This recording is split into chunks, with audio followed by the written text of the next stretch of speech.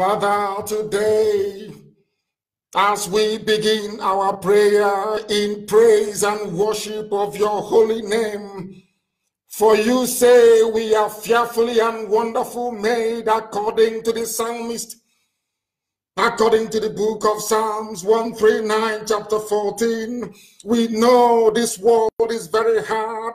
We know that existence in Nigeria is even harder. It's threatening to crush us every blessed day in far too many ways. Not just we, dear friends, but every ethnic composition unfortunate enough to be lumped together by Lugard in the damnable contraption that they call Nigeria. Physically, we cannot always outrun the ailments of our bodies. Sickness and injury take hold upon us. We are not always healed to the original state of our health. Mentally, we are bombarded and pulled by unfiltered thoughts threatening to run away with all that we represent on a daily basis. Spiritually, you promised us a battle in this life. The Janjaweed from the north, the Alamajiri, the sponsors of Boko Haram, the terrorists who go into political office to wreak havoc and mayhem upon the lives of the defenseless. They are threatening our very existence, and you have decreed that Biafra will come, that your children may be saved from the iniquitous existence in the colonial British contraption designed to enslave, to cage, to ridicule, and to destroy your children. You must bring our hearts to focus. We plead the Elohim, your truth at the start of each very day. We expect a battle. We will get a battle, but also your deliverance is near, because that is your promise. You are God. You never fail. The same way you were yesterday, you are today, and shall remain forevermore. Father in heaven, in overwhelming moments like these, when we are being overrun by Fulani headsmen, when we are having puppets being installed in Imo State to serve the whims and the caprices of the Fulani Caliphate, for moments like these, we seek your truth as we are reminded that you are our hiding place. You will protect us from troubles. You will surround us with songs of deliverance, according to the psalmist in the book of Psalms, chapter 32, verse 7. You will remind us of the greatness of our faith that have gone before us in bravery. With courageous faith in your protective hand of deliverance, we pray this very evening. David defeated Goliath against all odds, and even after being knocked the run for his life from King Saul, he cried out unto you in faith, and you delivered him. Even after he made terrible mistakes, but you delivered David, loving him until the end. We remember those that have died and have fallen in this very effort. We remember those that have gone before us to shed their blood for our freedom. Oh, Heavenly Father, we commit them unto thy hands. Our faith shall sustain us. Our resoluteness, O Elohim, shall grant us victory in the end, because you will lead this very army. This very army will stand in front of them as we go into battle to confront the forces of darkness that have brought misery, death, and pain upon your children. Come and give us your grace. Come and give us your mercy, that Biafra may come in our time, that your will in heaven may be done upon the face of this earth, that every generation that will come after this will testify that there is God in heaven, that Chukwokika Biama presided over all the affairs of men, and that Biafra came because you decreed it, that Biafra came because that was your wish upon the lives of those that call upon your name in truth and in honesty, as this very noble IPOB family has done and will continue to do until the end of time. In the grace, in the exaltation and adulation of your holy name, now and forevermore, we pray. He said,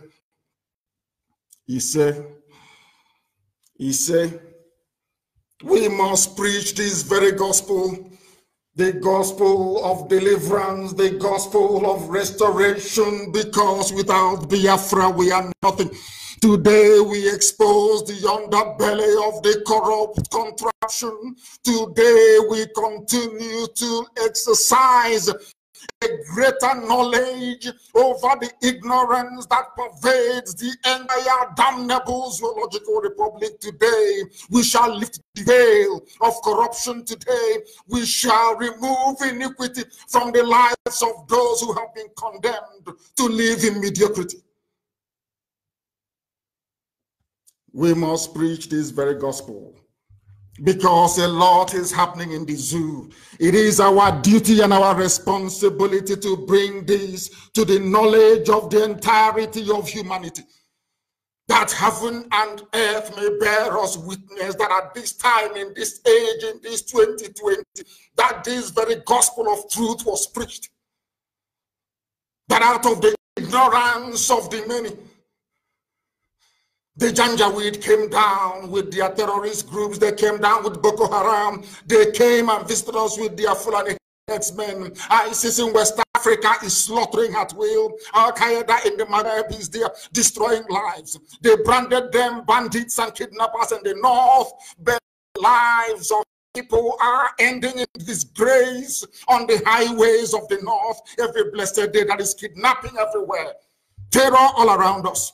And what have we done as a people? What have we done as the children of the Most High? We have done absolutely nothing. We complain and we do nothing. The same template that other people are today emulating was first encapsulated by IPOB. We formed BSS to protect the lives of our mothers and our children and of those who are innocent. I was in the United States of America. I was in California, in Los Angeles to be precise. I asked for guns and I asked for bullets because I knew what was coming. I knew that death would come. I knew that the heavens have turned blood. I knew that darkness will envelop the land. I preached that very gospel and I told them. They did not listen. And today what is happening? The same thing they abandoned and said it will not work is what other people are copying, and our people have been left defenseless. The land of Biafra is the only place where there is no defense, if not for the bravery of the volunteer command of IPOB, who are on a daily basis sacrificing their lives to maintain and to ensure that our land is not overrun by the Janjaweed, by the Fulani illiterates from the north. Many horrible things are happening in the zoo. Very horrible things are happening on a daily basis. Your lives have become meaningless. Priests are being beheaded. Mothers are being kidnapped, raped. Pregnant women are having their children cut out of their stomach. Horrible and terrible things are happening. And nobody is doing anything about it. Nobody is saying anything about it because they are all frightened. They are all compromised. They are all corrupt. They are fearful of their tomorrow. But here we are not afraid to preach this very truth. Here we know that the truth must prevail. Whoever created Nigeria, that monster, that evil that created that den of death, must be put to shame. They must be shackled and they'll be put to shame, and Biafra shall emerge, and so will it. The freedom for all oppressed ethnic groups in that damnable zoological republic. They have abandoned their pattern dance 1, pattern dance 2, pattern dance 3, and 4, and 5, and 6, and who knows what else. What is now happening in the zoo is an indictment of the very essence of being a Nigerian. If you claim you are a Nigerian, your stupidity and your idiocy is staring you in the face. What the Fulani Janjaweed have done to your lives is a demonstration that it is your natural right, obligation, and duty to rise up to oppose iniquity, as represented in the government of the Fulani Caliphate you have in Asarok. This evening we shall lay them bare. This evening we shall expose them. This evening, the world will know that the zoo has it is gone and gone for good. I said that the zoo will fall, and it has fallen. When I call it a zoo, don't get upset. Look at yourself in the mirror and ask yourself, which human being with common sense will inhabit a country that is as spectacular a failure as Nigeria has become? Look at yourself in the mirror and tell me if you would belong to a country or wish your children to belong to a country where all the horrible and terrible things happening in Nigeria today obtain. Ask yourself that very simple question. You know now why we call that place a zoo. You will begin to understand it. In fact, I concede to my dear sister, who is an Hollywood actress, I've forgotten her name, who said that a zoo is a better place than Nigeria. It is about time that people become self-critical. When you become self-critical, believe me, you advance. That is why when Europe colonized the whole world, that is why they are advancing in every sphere of human endeavor, because they believe in self-criticism. When they are doing wrong, they criticize themselves, they get better. I do not understand why people who call themselves human beings, not just in Nigeria, but all across Africa, all we do is to wallow in self-pity. Nobody rises up in the morning to ask, why is it that we have abundance of coal, of natural gas, of wall-to-wall sunlight, almost 24 hours every blessed day? Why do we have rivers? Why do we have other means through which power can be generated? You have no electricity. That is an indictment of you as a human being. It means that your university education, your PhDs and all your degrees are entirely meaningless, because the things that your brain is supposed to utilize all the resources around it to produce, you're not doing it. Are Europeans with 2 or 3 heads? I'm asking you. Those who are advancing in Far East Asia, do they have 2 brains in their skull?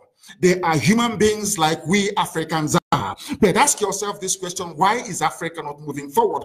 Africa is not moving forward because of the level of mentality you find in a place called Nigeria today. This very evening, I want our people to try to be as reasonable as possible. Try to dissect and digest what you're being presented this evening, because our job, our duty, our responsibility is to open your mind, to allow you to reason properly, to open your eyes, that you can see very clearly, because Black Africans cannot reason very well. We don't see very well, we don't hear very well.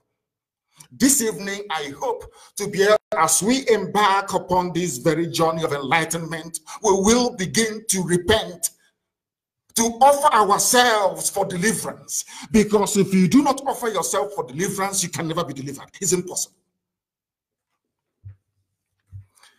As Nigeria is crumbling on a daily basis, or should I say suffering under the weight of self-induced lawlessness. Lawlessness brought about by a government who do not obey the law. Lawlessness brought about by a group of people who did not even study law, nor understand what jurisprudence is all about. These are people who are archaic. These are people with a feudal mindset. These are people who can never, not in this world, not in the next, will they ever attain the height of greatness. Impossible. They are the ones in charge of your lives. That is why a Supreme Court can sit down, and when INEC is telling them that 850-something thousand people voted, a Supreme Court will sit down and tell you that the votes cast is over 900,000.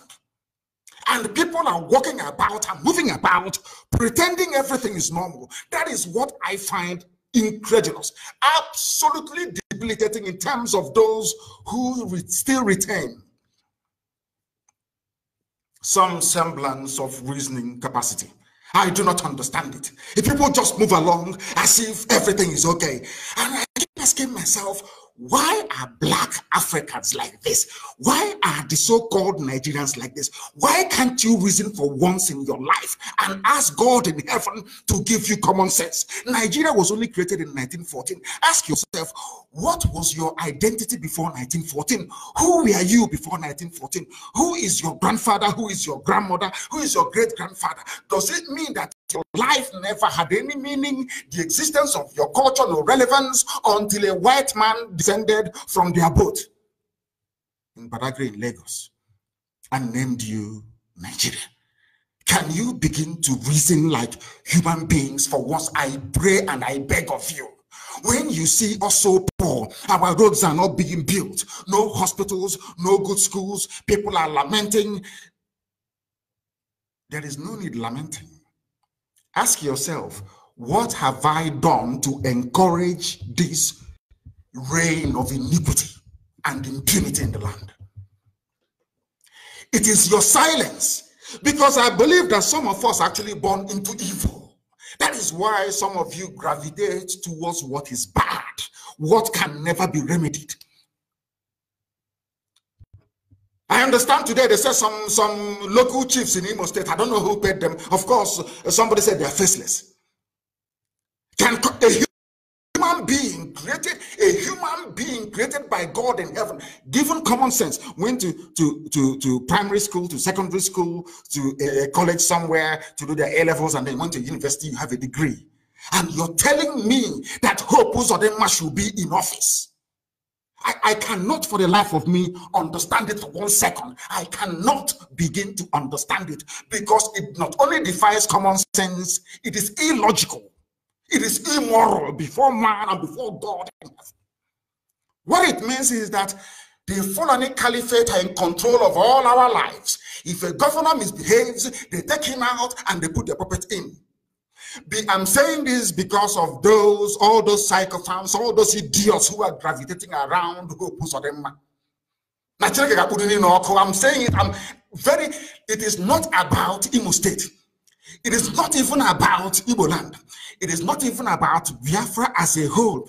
It's not even about Nigeria. It is about humanity and doing what is right before God in heaven and man on this very earth. We shall come back to that later. Some of you don't know that your people are dying. I'm making this address this evening to World Igbo Congress in the USA. They are the primary audience this evening. Of course, we know the whole world is listening, including some professors in universities across Argentina. We know they love Radio Biafra. We know that very much. I am asking you to go back to the broadcast I made sometime in 2015. When I was in the US, I was asking you for guns and for bullets. Some of you said, oh no, Nnamdi Kanu wants to start a war again. I said, no, I have seen what is to come. What you have in Nigeria are not prophets. Everything I tell you is gospel. Don't tell me, ask me how it's possible. It is simple divine revelation. If you go through the things that I have told you in the past, all of them, some of the events of today have surpassed my own predictions. I went to World Igbo Congress. They are called World Igbo. I said to them, give me guns and give me bullets, because these murderers are coming. They are coming to kill us. They will kill us. These people, they are coming to take over our land. Let me even try and see if I can find, I think I asked the deputy today to try and circulate this very broadcast. The one that I made before. Very, very important. I don't know if people are listening via our app. I don't know if they are listening via our app, because I'm getting reports here that some people are losing connection. I don't know how to, that is, of course, we know we have so many enemies. They are trying, they are fighting very hard, but they are losing. It's just like Trump. Forget all the nonsense, all the media hype, all the rubbish. At the end of the day, the people are with him the same way with IPOB, the same way with this very position that I occupy. Forget all the nonsense you're hearing. Oh, this person said this from a job. We are not Biafra, we are rubbish. Go to the ground and ask the people. They will tell you that their heart, their mind, their soul, and their body is with this very IPOB. They recognize the importance, the relevance, and the great work that IPOB is doing. I went to America and I said to our people in the USA, give me guns and give me bullets. The zoo, being very clever, of course, advised by the British, said, oh, charge him with treasonable felony. He wants to cause a war. I said, no. Today, don't you have Amotekun in Yoruba land? They will carry guns. Today, you have something called, is it Damboro Bashega in the north? I don't know what they call it. They said they formed it 2 days ago. Is it not something I was saying to World Labour Congress? Today, as I'm speaking to you, our houses are being destroyed in Ebonyi. Our defense in Ebonyi cannot stretch for the number of miles that the Nigerian army and their backup, the Fulani bandits and the terrorists are attacking on a daily basis. Some of you don't know this. When you see it, in fact, Chinasa give it to Amaka. I want it distributed now to let our people know what is happening in Ebonyi. They don't understand what is happening in Ebonyi. And sometimes I feel sorry for the governors. I never thought I'd hear myself say this. I feel sorry for them. You have seen what happened to Hedioha. For hosting one Ahijoko lecture, he was one Ahijoko lecture. As somebody, I don't know if it was Obio Kole or was it a moderator who was interviewing him, asked him, said, why is it that any time people gather from the east, the north will get very jittery? Just one Ahijoko lecture. And one birthday party for Mbasuri Kameji. That is all. For our dear father, of course, he's our father. Mbasuri Kameji. Only one birthday party. And they said, Hedioha must go. He's trying to bring the people together. He must go. And some people in Imo State will have the temerity to open their mouth to talk rubbish and say that, oh, Pusanima should be in Douglas House. But we are coming for all of you one after the other. Mad, insane people. It's nothing to do with, I don't know who Emeki Hedioha is. I don't want to know. I don't give a damn who they are. In fact, they're all the same thing. They're all Abuja brought up. They're all the same. But what is right is right. This IPOB stands on the side of justice all the time. I said justice all, regardless of who is involved. When I was in detention, some of you may have forgotten, I fought for the release of so-called Boko Haram suspects because I knew those young boys from Niger State were innocent. I fought for them. Some of you may have seen the clips. When I used to go to Federal High Court in Abuja, I used to stand in, I called the journalists and I called the parents of these boys suffering at the hands of the DSS. Inhumane conditions are being kept. I asked them to speak up, and some of them were released as a result of that.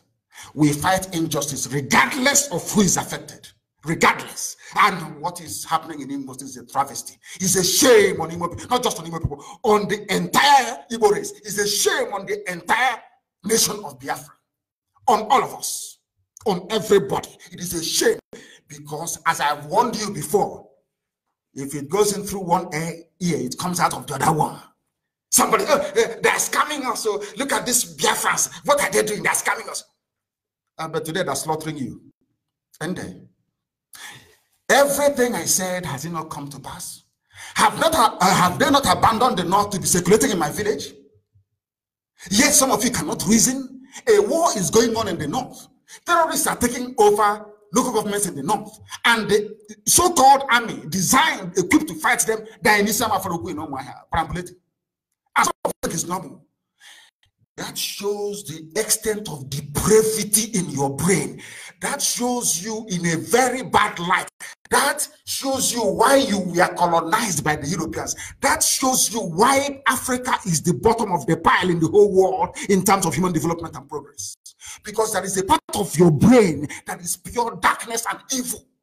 Anywhere you see evil, you go there. Like Loretta and Onochi, whatever that wayward woman's name is. Anywhere you gravitate towards. In fact, I'm happy to say that the Yoruba media used to do that before. Anywhere they see evil from Fulani, they go and they support. Now they have repented. Now they have changed. Because it has affected them. I'm sure it has affected these families as well. It is not big news because Biafrans don't control the media space in Nigeria, so it's not big news, but on Radio Biafra, we preach it that the world may hear, that mankind will bear us witness, that the day it starts, nobody will come and say, oh, they are seceding. They want to, of course, we are now everywhere. Nobody can lie against us anymore. Forget all the fake pages of blogging sites they have developed to publish junk and debunk their own junk they have published. Nobody can pocket IPOB. It is impossible. We are unstoppable. This train is unstoppable. If you stand in the way, you'll be crushed. Ask the zoo what they are going through. They will tell you. They will tell you. This is for what they are called. I'll come to the rest of the Biafrans later on. But these are the main culprits. This is what I'm addressing this to them. I want to tell you what is happening in the zoo called Nigeria, to our people, to Biafrans, all over the place. This is not big news. Why is it that Fulani terrorists hijacking GUO? Some of you know who GUO is. They operate what is called a luxurious bus. It's a coach from the north to the east, from the north to the west. There's also Ezenwata. They did not just abduct GUOs, they abducted a luxurious bus carrying Biafrans that boarded Ezenwata, a luxurious bus. They also took Young Shall Grow. But none of you know, some of you don't know this. Some of us are we on Facebook and yapping, talking rubbish. On Instagram, writing junk. Whereas the Fulanis are teaching us is a new version of this is not just coronavirus, it's just something very similar but even more deadly. They are now all the luxurious buses coming from the north, they take them. These are the ones that people manage to escape. 1 or 2 persons to raise alarm. And the police are speaking about it. Not running after the terrorists, not running after the bandits and the kidnappers. No. They're in Eastern Africa in my village. And you're telling me that such a country deserves to exist. You're telling me that a country that is, that quite literally abandoned their commitment, their obligation, their constitutional duty to fight armed insurgency, left it and is perambulating in a village organizing a burial for the traditional ruler. Can you believe that? Can anybody in their right senses, can any human being that has brain in their skull comprehend such absurdity? They cannot. But I want to tell you why some of you condone it. I want to tell Nigerians why they condone evil. You condone evil because inside you, you are naturally bad. You are evil yourself. As I said earlier, I'm very glad that Yoruba newspapers, they have now repented. They have now seen the light. They have not seen the truth. What we are preaching is the truth. Nobody hates. I do not hate anybody. Before God and heaven and man, I don't hate anybody. But when you bring your reign of terror, when you bring your nepotism, when you bring your wayo to try to deceive people, we tell you no, it cannot happen. Not in this very generation of IPOB, it cannot happen. Have you seen how they quickly rushed and opened Iguacha Seaport? Calabar Warri? Have you seen it? Do you know why they have opened it? It's because of the work being done on this very platform, by this very radio station, by this very glorious worldwide family of IPOB, by what we have done. And of course, in part, to punish the Yoruba for forming a Moteko. World Igbo Congress in America, when Nnamdi Kanu was asking for guns and bullets, I want to tell you the result of your failure.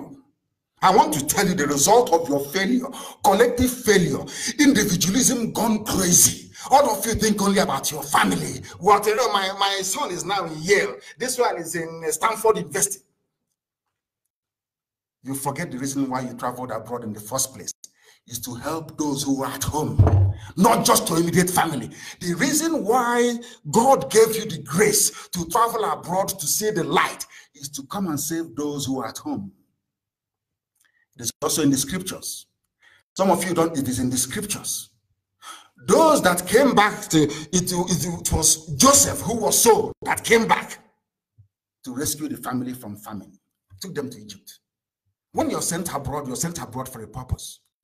You have a purpose. That purpose is not to train your 1 or 2 or 3 children to become relevant or to become mighty society where they are. No, it's to help those who are at home, to bring that knowledge, that know-how and that expertise to alleviate the suffering heaped upon those who cannot help themselves. That is your job. I went to America. I went to Los Angeles and I addressed them. I told them, this is what is to come. They said no. Today, GU or luxurious bus. How many people are in luxurious bus all the time? At any one time? It's a matter. Young shall grow. These are the ones we know. It is happening in Nigeria. And some people, some Biafrans are opening their mouths to say, oh, we need to maintain unity. We need to.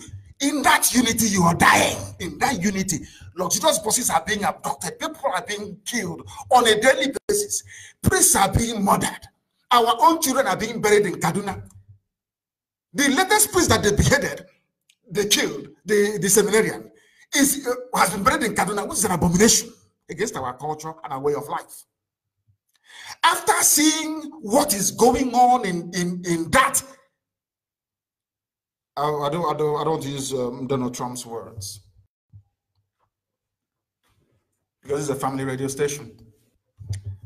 After observing what is happening in Nigeria, you are telling me that somebody that has or claim to have common sense will rise up and tell you that they believe in one Nigeria. Let's work for unity.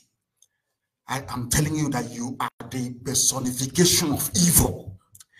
If you can stay in a country where people who are traveling, innocent people, on a bus, the bus was hijacked. Did they hijack any Dangote trailer? Did they hijack any of their transporters at the north? No, it is the ones belonging to Biafrans that they hijacked. You're right. This your Biafra is a scam. This is you're doing.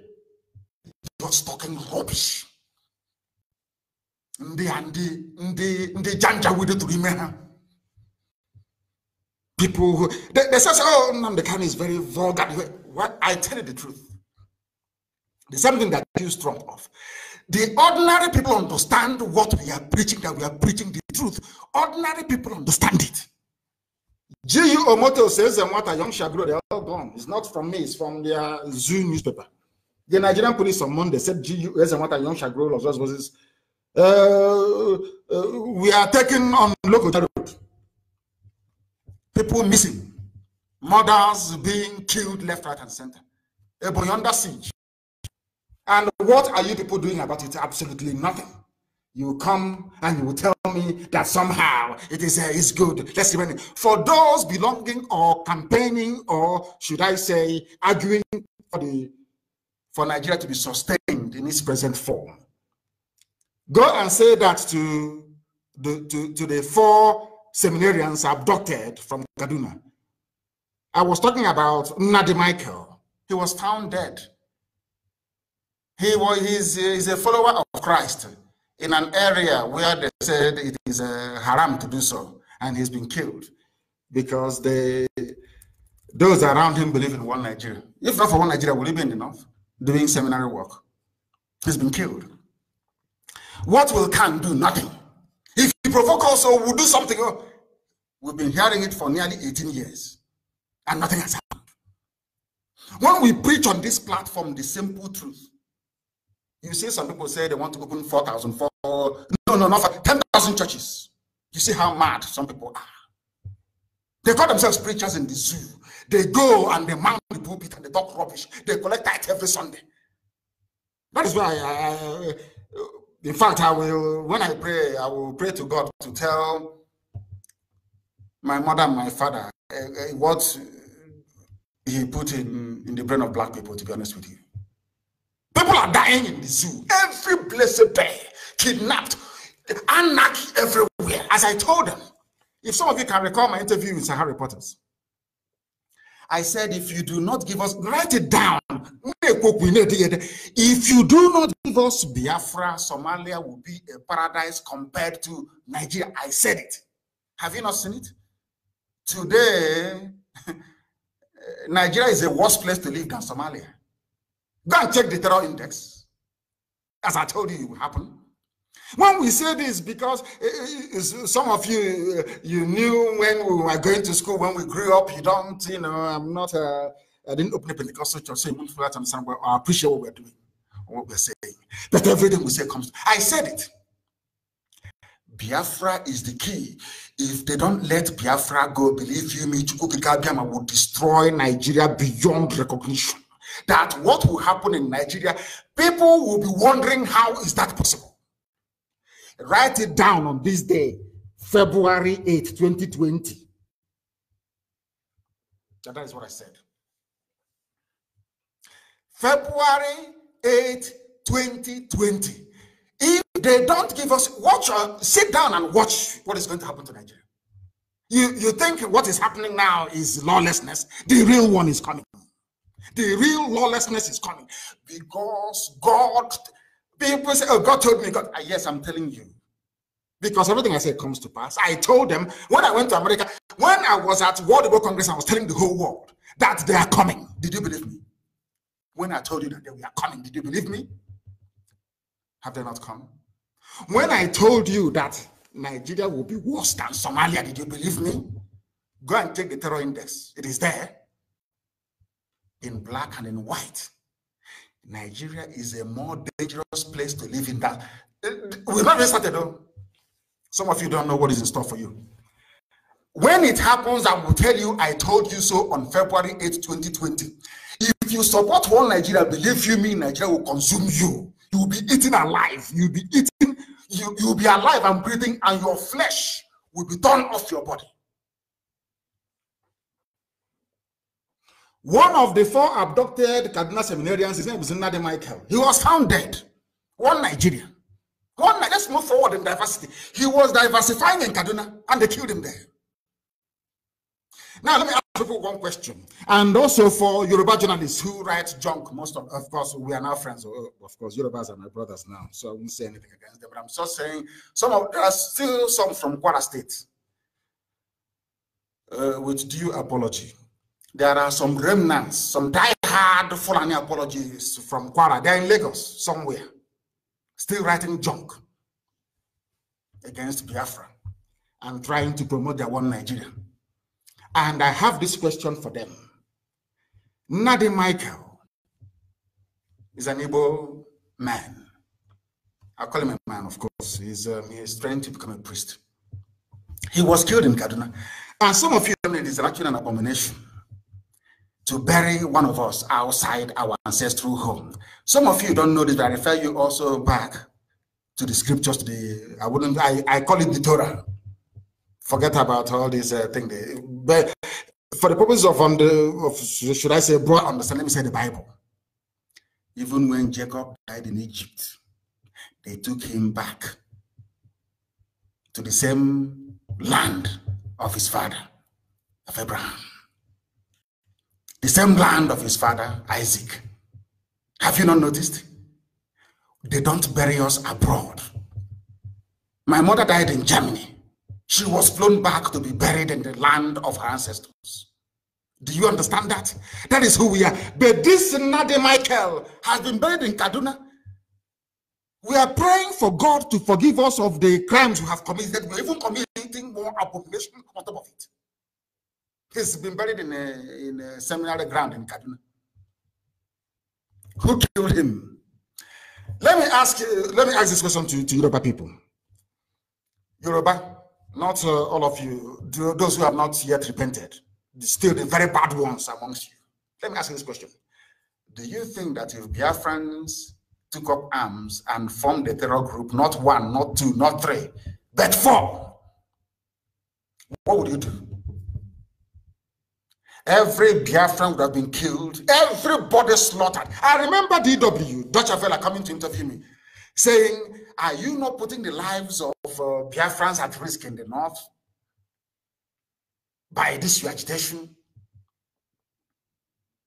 Mere agitation for Biafra. They gave us quick notice in the north. If we hijack 2 or 3 buses containing Fulani people and slaughter them, throw their bodies in the River Niger, what do you think will happen to us in the north? I'm asking Yoruba journalists this very question. What do you think will happen to Biafrans in the north? If it were Biafrans that formed Boko Haram, Fulani headsmen, ISIS in West Africa, Al-Qaeda in the Maghreb, tell me what would have become of us. There will be no single Biafran existing. They will kill everybody. But Fulani are the principal funders of 4 major terror groups in the world. On top of that, they're telling you who's going to be president and who's going to be vice. Now, I want you, as I keep saying, go and look at yourself in the mirror. As you're looking at yourself, you should be asking God, why did you create me so stupid? And by so doing, put me in Nigeria. Go to the mirror and believe you me, you will change. By tomorrow, you become a better person. Go to the mirror, look at yourself and ask yourself, God, why did you make me so stupid that I am part of one Nigeria? I ask you again, listen carefully to my question. All of you clamoring for one Nigeria, talking rubbish against IPOB, which I love anyway. I love criticism, believe me, I love it. It supports me on every blessed day, I love it.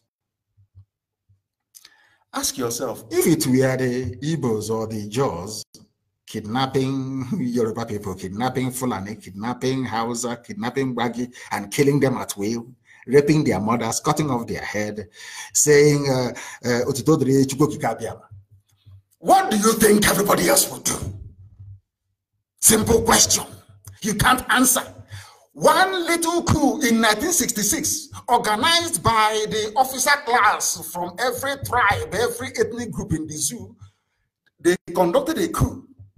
After that coup, should I say failed, they used it as a pretext to slaughter 300,000 Biafrans in the north. 300,000 were killed in the north. A coup that involved the death of a few people. But look at Boko Haram. When they started, their signature attack was St. Michael's Church. What's it again? Is it Mubi? St. Michael's Catholic Church. They know that Biafrans go there to worship. They attacked it. Here was their signature outing. I think it was Christmas Day bombing. Was it 2000 and I've forgotten the year. I think Deputy will remind me in a second. Remember it? People died. We brought them back to Anambra. We are crying and saying, oh, the family has been wiped out. Oh, can you see there are no more? After that, we foolishly packed our bags and went back to the north. Today, what they are now doing is, since you're not here, they wait for you on a bus. As you're coming back, they offload you and they kill you. All you do is you go to Channels TV, you go to AIT, you go to one of those idiotic talk shows you have in the zoo that makes no sense. And you'll be there talking rubbish. We need to move this country forward. We need to look at insecurity in the country. All of you are frightened to say that it is the Fulani who are doing the killings. You are frightened to say the truth. You are frightened to say that the Fulanis are savages. These are savages from the darkest recesses of hell. You cannot say it because you're all cowards. Those of us in IPOB risking our lives, doing everything we can to enlighten the whole world about what is happening. You're just saying, this thing that they are doing, that shows your level of stupidity and idiocy. I've heard some of them speaking or talking at a gathering somewhere in Lagos regarding what is happening in Imo State. Governor of Imo State. And people just, some call him Excellency. And I said to myself, no, this is not the Igbo race. This wasn't the Igbo race that we read about, that Professor Donald taught me about. This is not, these are chaff, this is not, you want to have this is not the Igbo race. It's not, God forbid. The original Igbo race never tolerates evil. Never, I said never. They never tolerated evil, regardless of who you are. They never, ever tolerated evil. Some people are calling Hobos or them Excellency. And you're telling me that these are Biafrans, they have the blood of our ancestors in their veins. Is that what you're telling me? Of course not. Such nonsense must stop. They have killed the seminarian, he's dead. His name is Nnamdi. Dead, abducted them, and they slaughtered them.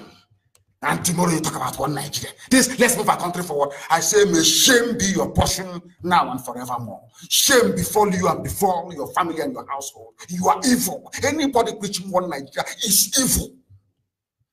It's working for Lucifer. You are evil. You are Satan incarnate. Shall we go with you? May what Nnamdi went through, may your children suffer it. May your grandchildren suffer it. May they be beheaded at the hands of Fulani, wild beasts and terrorists in the north. Listen carefully. I preached before for World Igbo Congress in America. This very next item we are going to look at is for the zoo. Those that call themselves Nigerians. Those who sat there, they are there. Their house is burning. They are killing their military in Borno, seizing their vehicles, overrunning villages. The same army, the same Nigerian army, with their one-star general, is in my village patrolling. Patrolling the venue of a funeral service, burial ceremony. Burial ceremony. Now, I want people to begin to appreciate the depth of evil in the zoo. You are telling me that ISIS in West Africa, they call them ISWAP, they killed 3 soldiers, 3. They seized 2 military vehicles in Borno. This is according to their paper in the zoo, Punch. Nothing is happening in the north.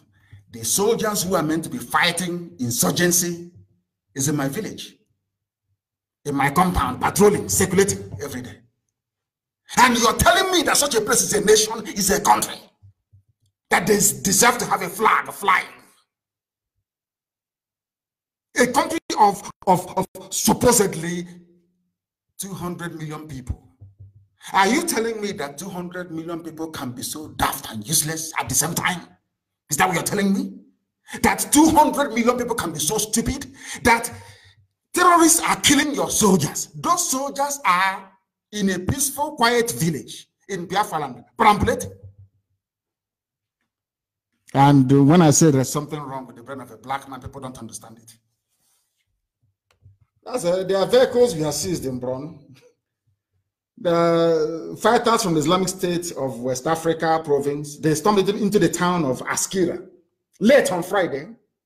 That was last week. They went in a dozen pickup trucks, guns blazing everywhere. Nobody is holding them responsible. Nobody is blaming the Fulani for what is happening. They closed your borders in the south. That is how stupid the south is. So useless, and so pathetic and so useless. They come, they shut your borders in the south. They open their borders in the north. Nobody knows who is a Nigerian citizen anymore or not. Terrorists are coming in their droves, abducting and killing you. And you come out the next day. Hey, let's work on the security of the nation. Let's try and bring the nation together. I don't think you're a human being. All of you that think that way. All of you. None of you are, honestly. The military is in the north killing people. No, the terrorists are killing them in the north. They themselves are busy killing people who are unarmed in the east. I cannot rationalize this. I cannot understand it. There is war front, there is war raging.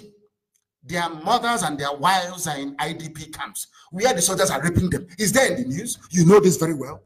Instead of those from the north to recall their army in Biafra and say to them, what are you doing there? The battle is here in the north.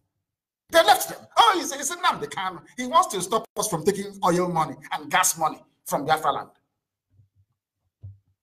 And you're looking at Nnamdi Kanu, looking at IPOB, the more of you end up in IDP camps, the more your local governments are taken.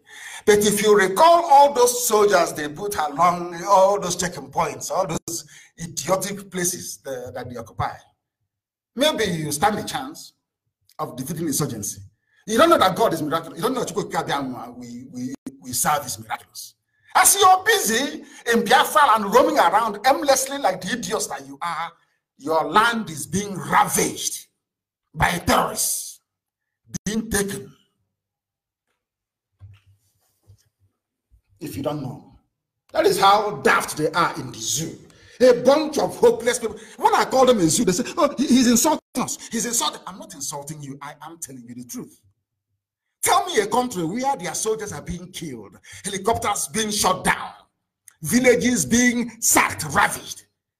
You allow somebody will sit in their office in Abuja at the military command and I say, today we are deploying soldiers now to Nnamdi Kanu's compound in Isiama Faruku.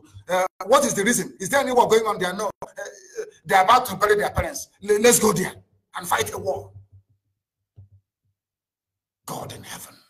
And you claim you have brain in your skull?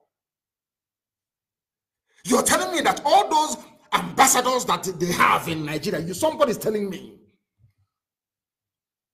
that all those, the German ambassador, the British, don't they see all these things? The US ambassador, don't you people see this travesty going on? Are you blind to the idiocy of the zoo, what they are doing? Are you that foolish that you cannot see what is happening in the zoo? You give them support. Mike Pompeo gave them 40 million a few days ago to support them in the north in what they are doing. But the 40 million is being spent sending troops to peaceful area to go and kill innocent people, whereas terrorists are in the north ravaging the whole place. And you're telling me that such people are human beings? And is that what you're trying to convince me? You're telling me that we Africans, we are normal? You think I'm going to pet you? Oh, I'm black, I'm proud. Rubbish. Your brains are empty. You cannot reason. Because if you can reason very well, there is no way you produce cocoa in Africa and import chocolate from Western Europe. If your brain is normal, there is no way you can have all the natural and mineral resources you have in Africa and you're drowning in the Mediterranean. There is one simple reason for it. We are daft. Daft to the core.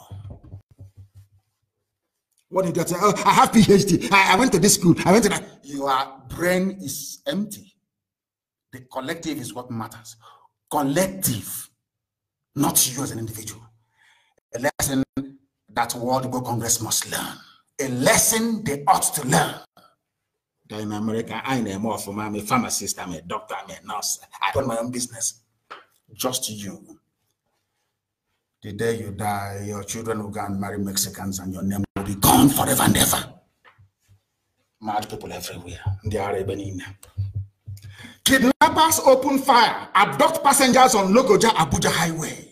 Vanguard newspaper. These are what I'm telling you. You know, before they will say, oh, they fabricated the story. It's a Biafrans. They are fabricating story. It's from their paper in Nigeria. Nigerian newspaper, daily. Vanguard. Kidnappers open fire, abduct passengers on Lokoja Abuja. Why can't the army in Biafra and the army in my father's compound, why don't they go and patrol those? That is their job. Go and patrol Lokoja Abuja Highway. They won't. Because they are all in the same game together. They are all terrorists, all of them. They have one agenda to Islamize and to enslave all of us. Forget all their nonsense. Once in a while, Sultan of Sokoto will come out. We need to maintain tolerance, all of us. They know what they are doing. How they go get? Of course. They are chewing you away, alive, and they are blowing soothing breeze. One person is a Buratai is there conducting or waging a jihadi war against Biafrans. And they bring us Sultan. We are one people, religious unity. That buffoon go on. Oh, let's pray for one Nigeria. His own village is gone.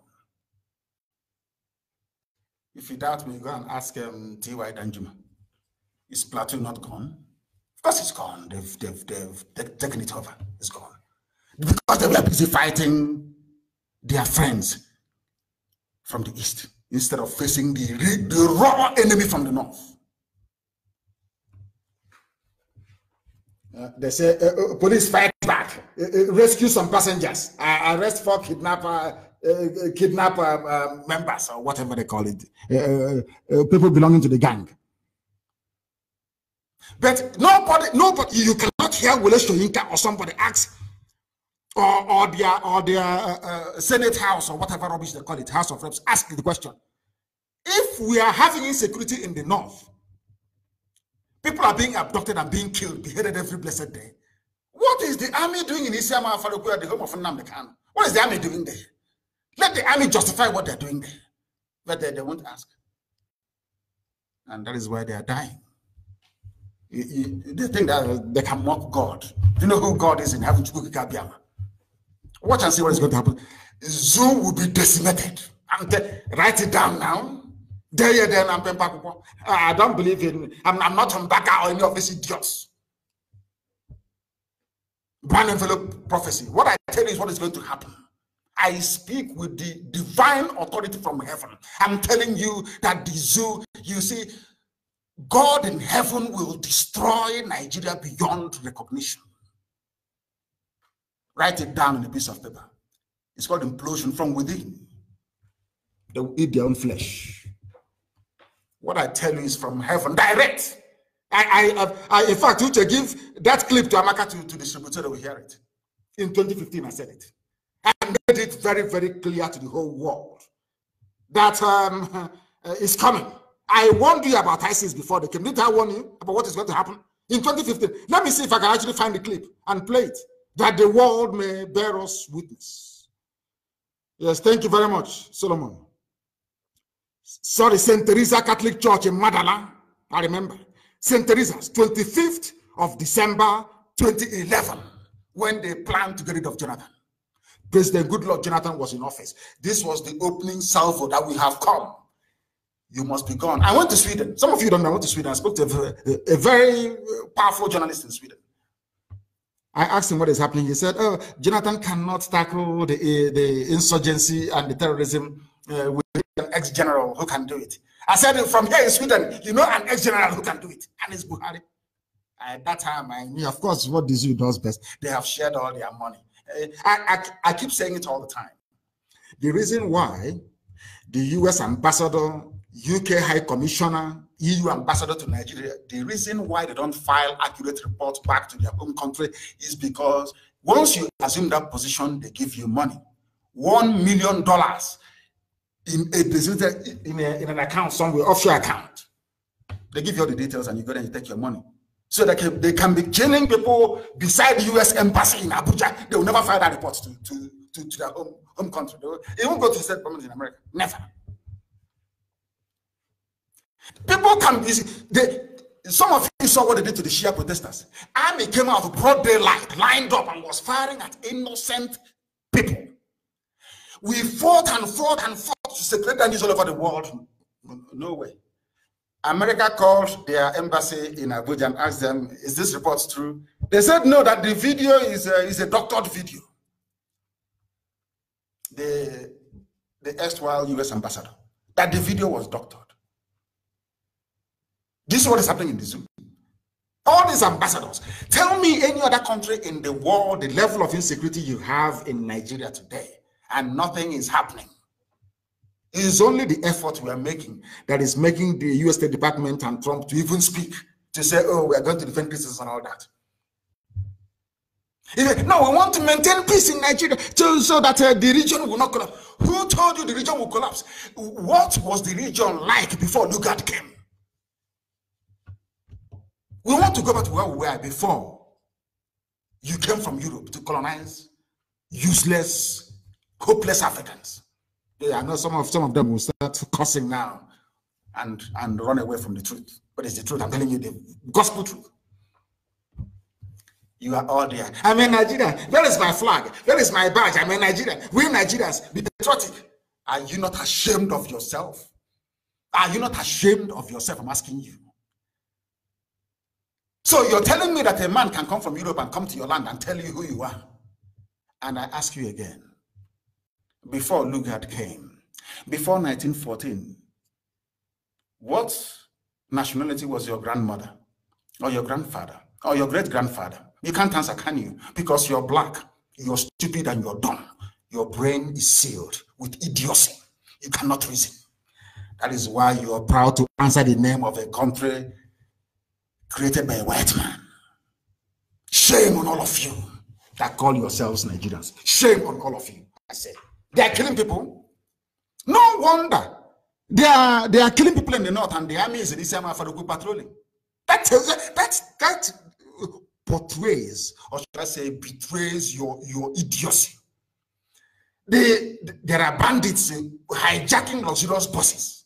They are burning our markets. Some of you still pretend, oh, every market is on fire. Oh, but the market is on fire. Oh, China market is on fire.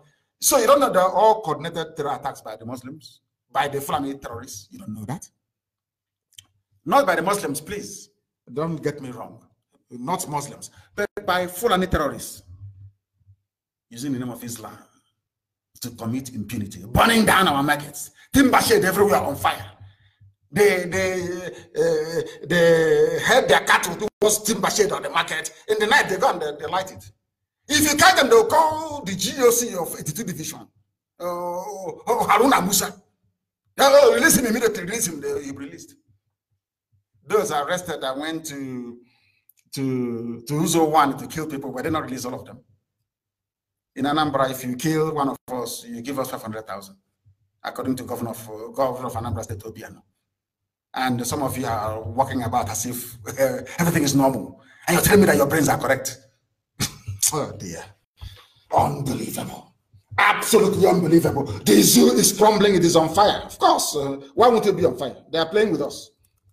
Our mission is divine.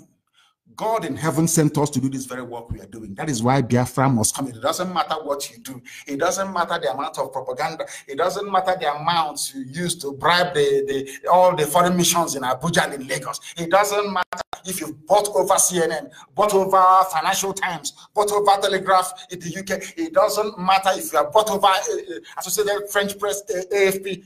It doesn't matter. In the end, Biafra will come. It doesn't, I'm being honest. Remember when we started, we used to tell them, I used to tell people that it doesn't matter what you do. We'll get to where we're going. Today, they have seen the light. Do you think IPOB do you think anybody can stop us?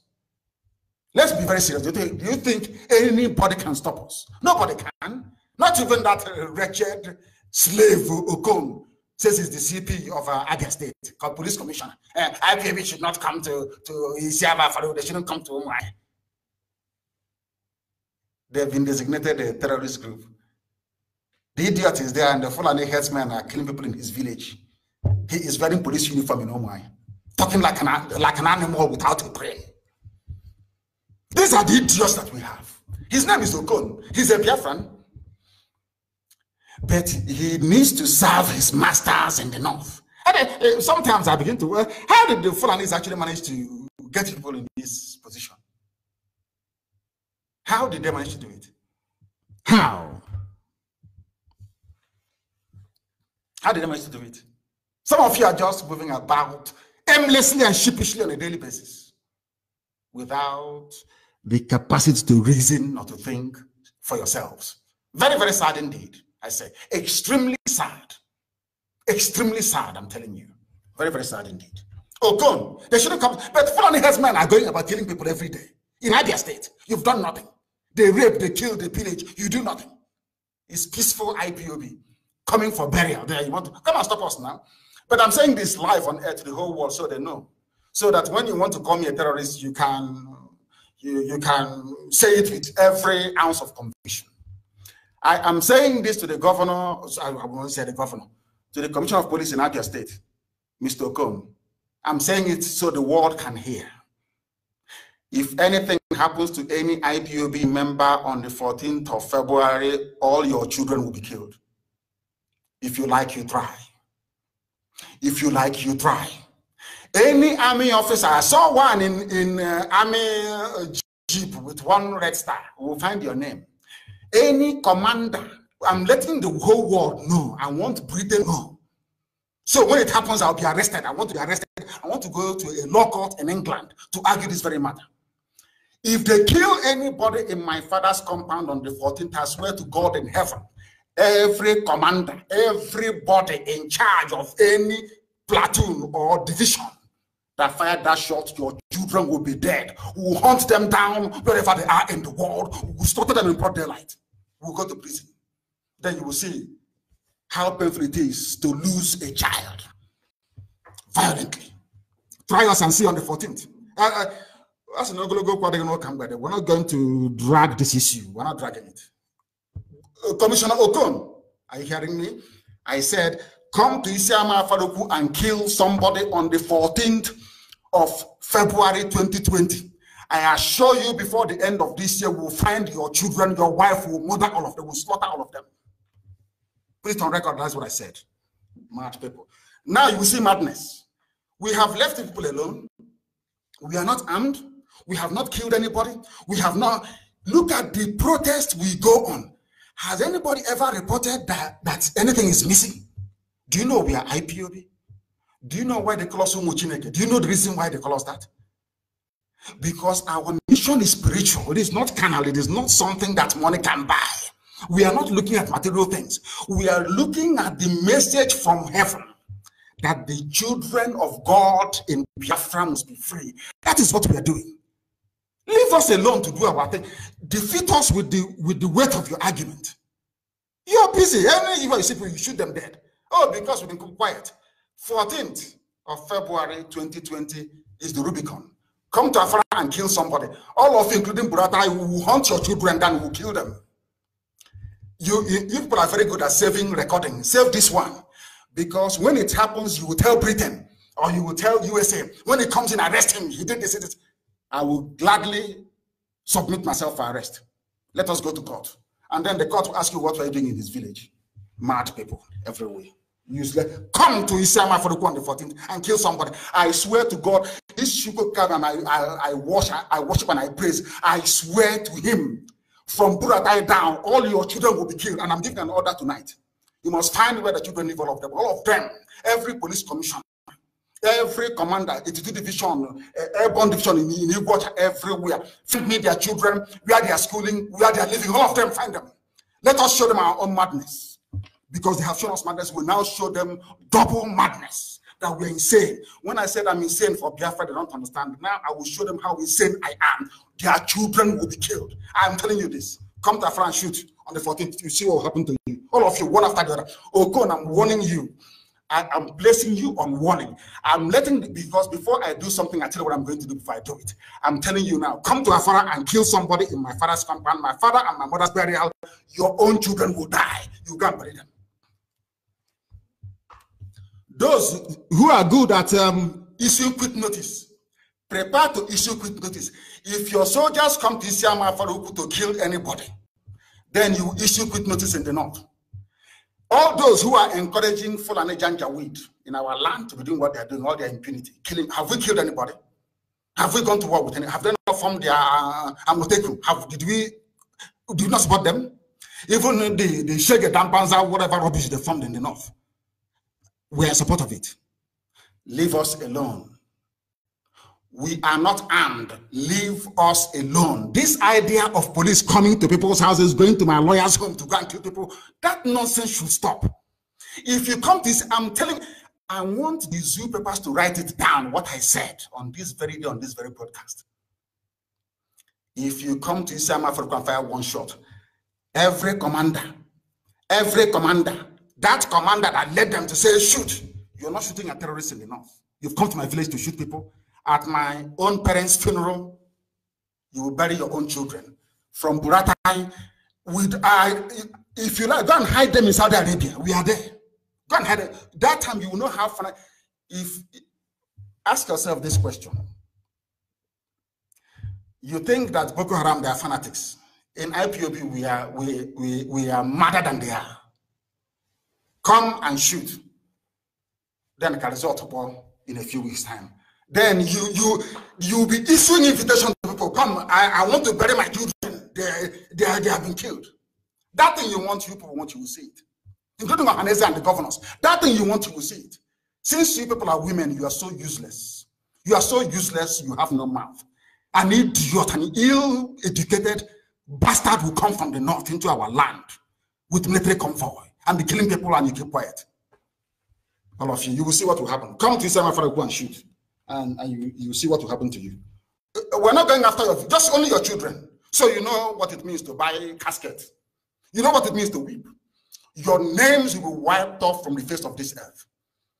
Your name will no longer exist. Come and try us then, and you will see. Before, we've left, we go to pray in the field, you come and you kill us, you go. We go somewhere, we kill us, we go. In my own father's compound, my father's burial, my mother's burial, you want to come and kill people in my compound? Come, we are waiting for you. Mad people everywhere. Have you heard people before complain that we abducted people, that we killed anyone?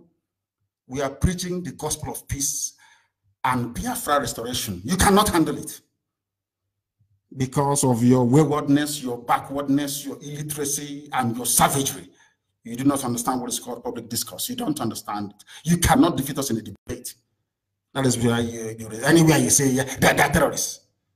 We filed an appeal for nearly 3 years now. You are there dribbling and deceiving yourselves after obtaining ex parte motion. Shameless zoo, shameless country run by idiots, left, right, and center. Mad people everywhere. Is it only us who are complaining? I keep saying this. My deputy tells me all the time, don't say it, don't say it. I'm sure now he'll be wondering why am I saying this out in the open. Deputy will tell me, Ucheme, for my deputy. Very good man he is anyway, by the way. Don't say it. Don't say that Buhari is dead. Listen, Buhari is dead. It's Jubril who is there. It is the message. It is the truth. I must preach the truth. The world may not want to hear it, but I am under instruction that as long as I'm behind this microphone, the truth must be spoken. The truth must be preached. And that is precisely what we are doing. Don't take my word for it.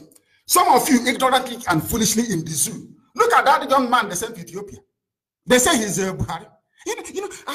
I can't, let me tell you why I despise the way black people reason in Africa. I am the #1 self-critical person. I criticize myself. I'm myself included. Let me tell you why I lost respect for black people. 2 things. You see, 1914, so-called creation of Nigeria in 1914, and Jubril al-Sudani. Those 2 things made me realize the depth of the stupidity of your average Nigerian, regardless of how many degrees you have. Now, ask yourself this question. If the real Buhari were to be alive, what would Aisha Buhari be doing saying things are getting out of hand in Nigeria? I can't understand. Where we come from, there's an adage, you know, when we are small, our parents, they will raise us with proverbs and adage to make you, they tell you fairy tales, you know, regarding tortoise and frog and all the rest of it, so that you have some sense.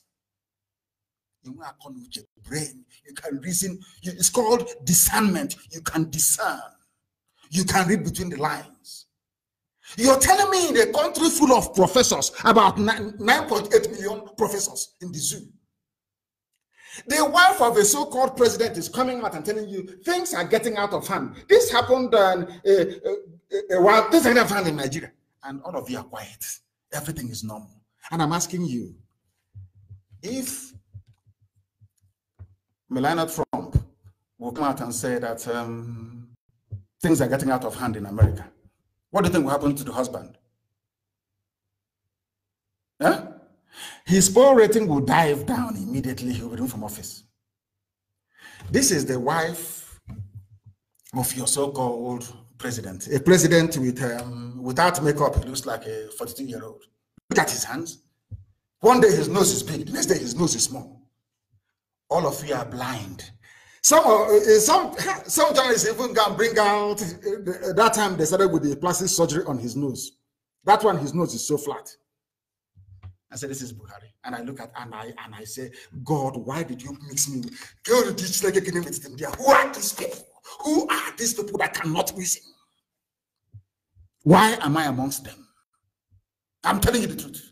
Why I ask myself, God, why am I amongst these people who cannot reason?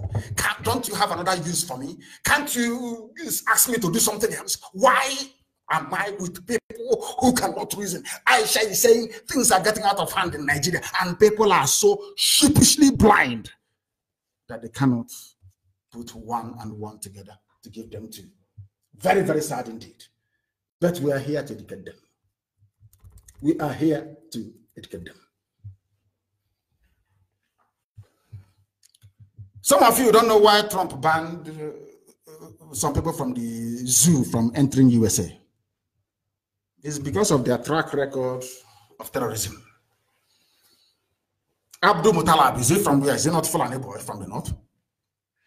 The shoe bomber. They want to go and bomb America. And I'm saying to Britain, have you ever caught any Biafran in a terrorist act before? I keep asking Britain, why do you have this hatred? Where did this hatred come from for Biafra? I keep asking Britain this question all the time. What is the hatred? We believe in, you brought Christianity. Some of us believe in, some of our people believe in the Jesus Christ you gave them. We even have an Anglican church. My parents' body will be taken to Anglican church, St. Andrews. He's even asking St. Andrews in Isaiah Farouk. Yet you hate, oh my God, doesn't make any sense to me. There's something wrong somewhere. You brought Christianity to us. You told us about all these things, weird and wonderful things in the New Testament. But you went to the north, they asked you not to preach Christianity, to accept Quran. You did. And when you were living, you gave rulership to those with the Quran. But Britain is supposedly a Christian country. People are dying. Prince Charles could not make it to Jos. They said it's unsafe. He ran back to the UK. That is the mess you created. But the most annoying thing is that those who are living in the mess, those who are living in the iniquity, those who are living in the mire, in the darkness of poverty and deprivation, they themselves cannot see it. Which always leads me to wonder, are these human beings with brain in their skull? That is why they cannot debate me. They can't debate me. They know they cannot last. I'm telling you, they cannot last for 2 minutes. They'll be vaporized. They can't, because they have no brain. They are animals in a zoo. They are called Nigerians. They cannot reason. There is war going on in the north, soldiers being killed, helicopters shot down, your mothers and your children in IDP camps, but your army is in my village patrolling. And you tell me that they are normal. You tell me that they have common sense. I want to see if I can really find that very, I want to call it prediction, because it's a message I give to the world. If you listen to it, you'll be saved. If you listen to it, you will be saved. They said our satellite is down. They said, of course they will stop it. That's what they always do. Our satellite is down. They fight us everywhere, but are we not winning? They fight us, are we not winning? Do we care really? Man's your former, you go and check, please get hold of him. They said our satellite is down. They said our satellite is down. Our satellite is down. Our satellite is down. That is what they said. Very, very sad indeed. Exceptionally sad indeed. Extremely sad. Very, very sad indeed. Very, very sad. We want our satellite to be up and running. Mazio form, I should look into it, please, Deputy, as well. If it is now back online, I want to be notified. I want to be told. Our app is also not working. They have taken down as well. You see how they're fighting us everywhere. I got information. Our app is not working. I want to know if the app is up and running again. Please do let me know. Our satellite is not working. Our app is not working. I do not know what is happening. I do not know. I do not know. We shall try again. We shall try again and try and see if this can be rectified. They are seriously attacking us, and we are going to fix it. We will fix it, of course. We will fix it. We will fix it. We are trying all we can to try and fix it from there. We can go to Facebook and join us on Facebook, please. You can go and join us on Facebook. Go and join us on Facebook if you can. This is Radio Biafra. We are live and we are direct. We are trying to connect. It is not allowing us to do so. It is not allowing us to do so. We are trying to go back to make sure that we connect. It is not allowing us to do so. Not allowing us at all to do so.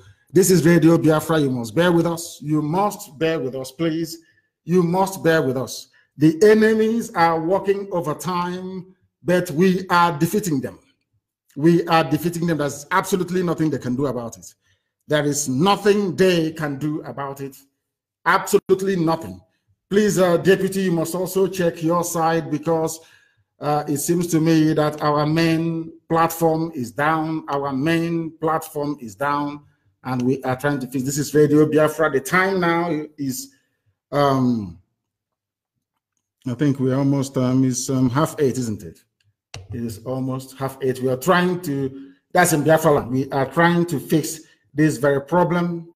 He's saying cannot connect live. It cannot connect. It cannot connect. And this is going to throw us off a little bit, because it is not doing it. It is not doing it. It is not doing it. I am trying to make sure that they are attacking our main software we used to broadcast. They are attacking it. Our main software.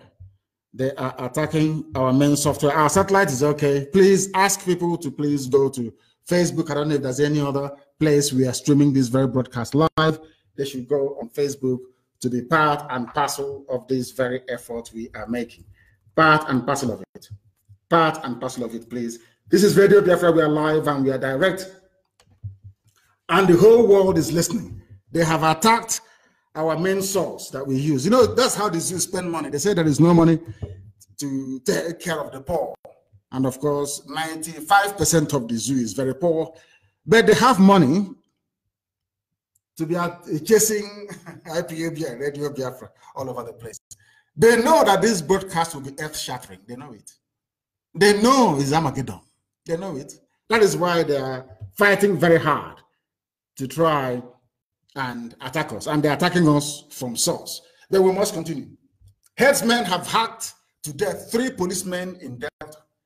Fulani headsmen have killed 3 policemen in Delta. There is no quit notice for Fulani people in the east, no quit notice in the west, no quit notice in the middle belt. But their reign of impunity continues across the board. That is from their own paper as well, the Nation newspaper. That is from their own newspaper as well, The Nation. Please, you must spread this very message, please. If you are connected on the Facebook stream, please make sure that our people receive it. Call people closer to where you are and ask them to join you, please. Ask them to join you to listen to this very broadcast, because our enemies have struck us right at the source. It has never happened before. This is happening now. We must try and fix the problem tomorrow. They said they are suspected headsmen. They have hacked to death 3 policemen along Ubolu-Ela Road in Oshimini, North Local Government Area of Delta State. Hacked to death. But they're in my village patrolling. Policemen are being killed. A police commissioner is telling you that people shouldn't attend burial ceremony. People are being killed.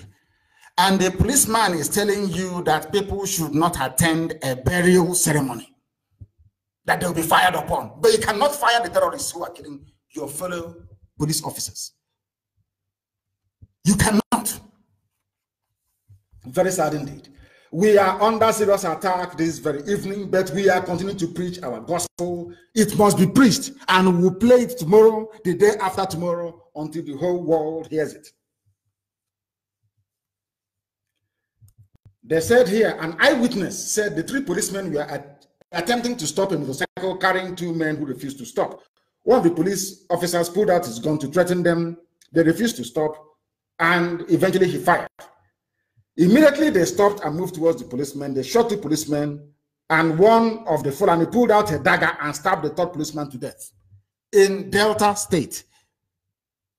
But if you ask the police commissioner in Delta, what is your problem? He will say it's IPOB. It's those people flowing in Nnamdi Kanu, they're my problem. But in that same is the overall commanding officer. His fellow Fulanis have hacked to death 3 people. And Commissioner of Police Okon is in Umuahia, Zone 9, talking rubbish. These are the type of people you have in Africa. Morons. When they call us names abroad, we complain and say, oh, they are being racist. They are being racist. But we brought some of this nonsense upon ourselves. Our stupidity, in fact, is staggering. I'm telling you. 3 policemen are dead. 3 policemen dead. And people are busy looking for IPOB. Everywhere is on fire in the zoo. They are falling left, right, and center. And you know what they have done? Listen to Nigeria. After killing 3 policemen, after raping and pillaging and destroying and basically abducting, kidnapping people at will and killing them, you know what happens to Boko Haram and to Fulani headsmen and to ISIS in West Africa and to Al Qaeda in the Maghreb? They grant them amnesty and recruit them into the army.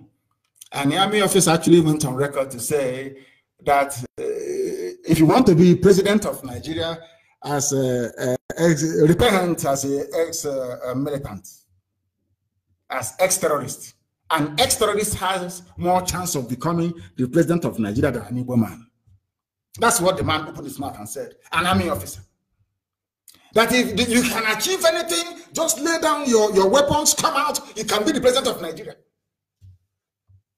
Somebody who has spent his life blowing up people, killing, pillaging, rampaging, abducting, slaughtering, beheading soldiers and policemen.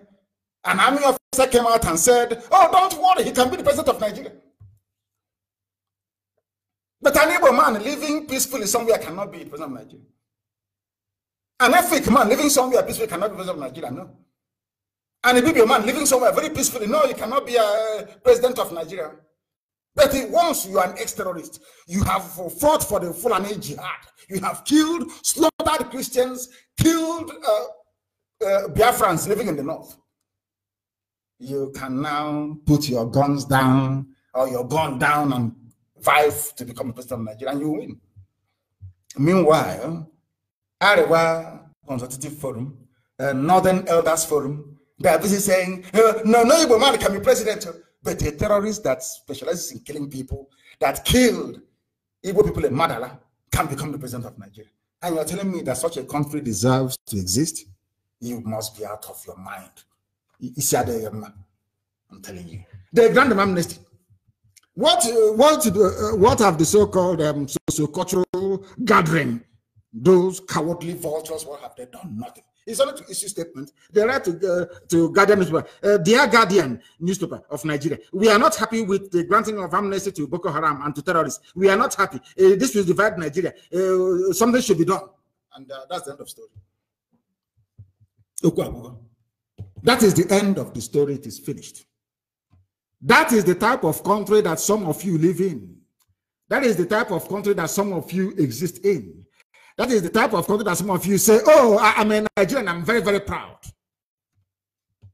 What does that tell you about your brain, the way you reason, the way you think, the way you articulate issues? Granting amnesty to murderers, to killers, to rapists, but coming to Isiama Faruku to do Python Dance 8. I don't know what other name can, I don't know if Python dance at a funeral service. I have no idea. Somebody should tell me. Go and share, please. Share this. If you're listening on Facebook, you share the link. Very, very important, please. Absolutely important. Absolutely critical. Very, very vital. Very, very important. What have they said about the raging security in the zoo? Because they are the ones. They, look at them. Tanko Yakasai, or whatever his name is. Those glorified Alamajiri in the north, they are spokespeople.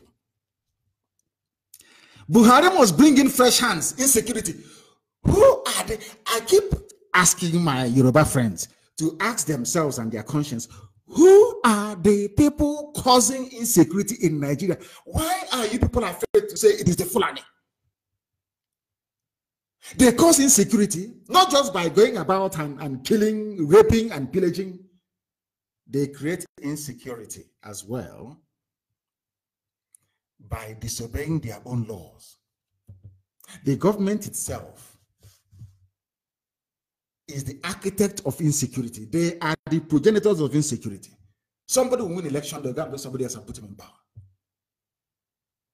They control the judiciary, they control the legislature, they control the police, they control the army, they control customs, they control NDDC, they control drugs enforcement agency, they control road safety, they control customs. Have I said that before? They control Nigeria Post Authority, they control Nigeria Airports Authority, they control basically and virtually everything. And they are also the ones in the army and in the police. Everywhere you go, I was one of the last of Okom who are possibly cloned Fulani people. They are everywhere. And they are the ones complaining of insecurity. But they are the ones in charge. I have never seen such hypocrisy in my life. I think I read a very brilliant article written by somebody who said that the problem of Nigeria is Yorubas and Igbo people mixed together because they refuse to come together to work together. That is why the zoo is the way it is. And I believe him completely. I believe. Of course, with the launch of Amotekun, we have destroyed all of that divide and rule from the north, isn't it? We have overcome them completely and totally. Completely and totally. Bringing fresh hands. Fresh hands from where? They won't promote anybody. Even if they retire Buratai for incompetence, the next person coming is another Janjaweed from the north. Another Alamajdi.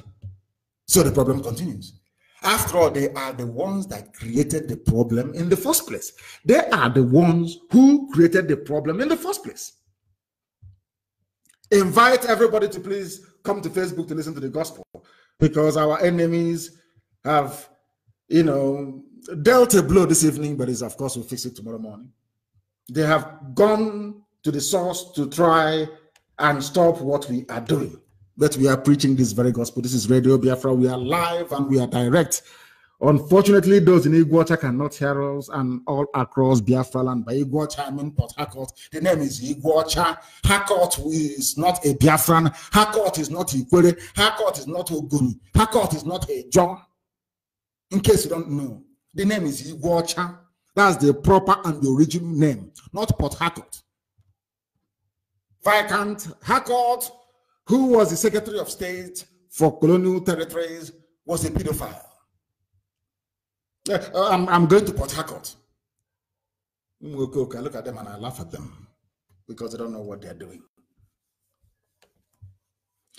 Do you know what is happening in the zoo? The Senate is now going to probe the closure of land border, of non-closure of land borders in the north. Non-closure, but they close the ones in the south. Telling you it's about security. It's about rice. But the ones in the north are open. And people are moving about sheepishly and hopelessly and foolishly as if nothing is happening.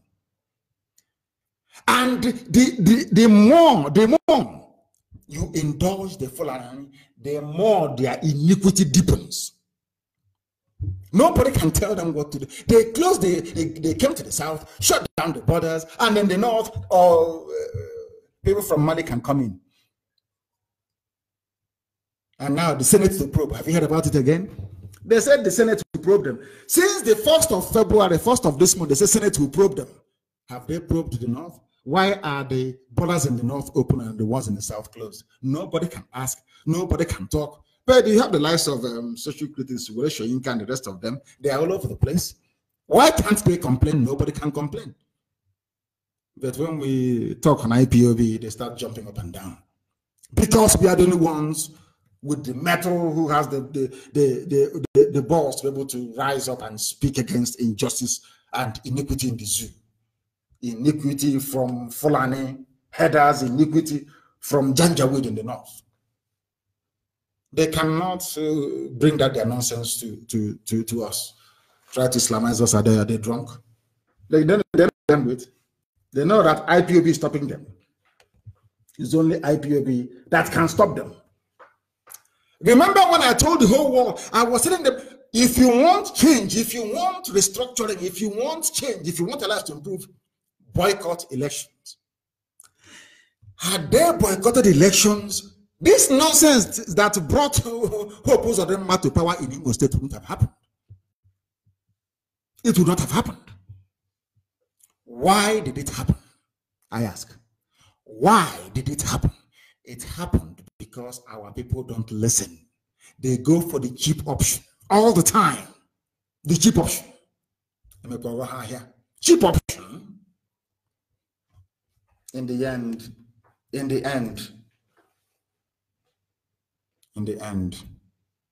they regret it.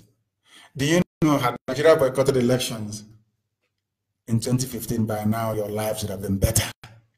You will now sit around the table and discuss and negotiate and find out the best way to cohabit. That's for those of you interested in one Nigeria. But you don't listen because you don't reason. Even when you do listen, it goes in through one ear and it goes out through the other. It is now that PDP is telling Kanu to step down.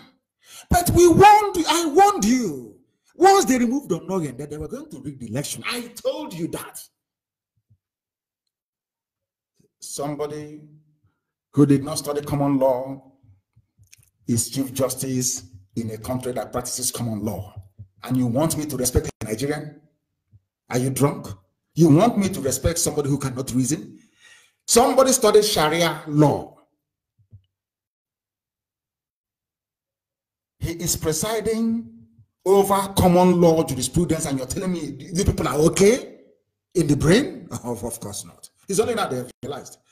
Had all of them, both of those in PDP and other parties, come to their senses to say, we must boycott it, that is the only way to achieve it. Oh no, it's your right, it's your democratic dividend. It is, what is there's another one other rubbish they say. It is the what's it? Dividend of democracy.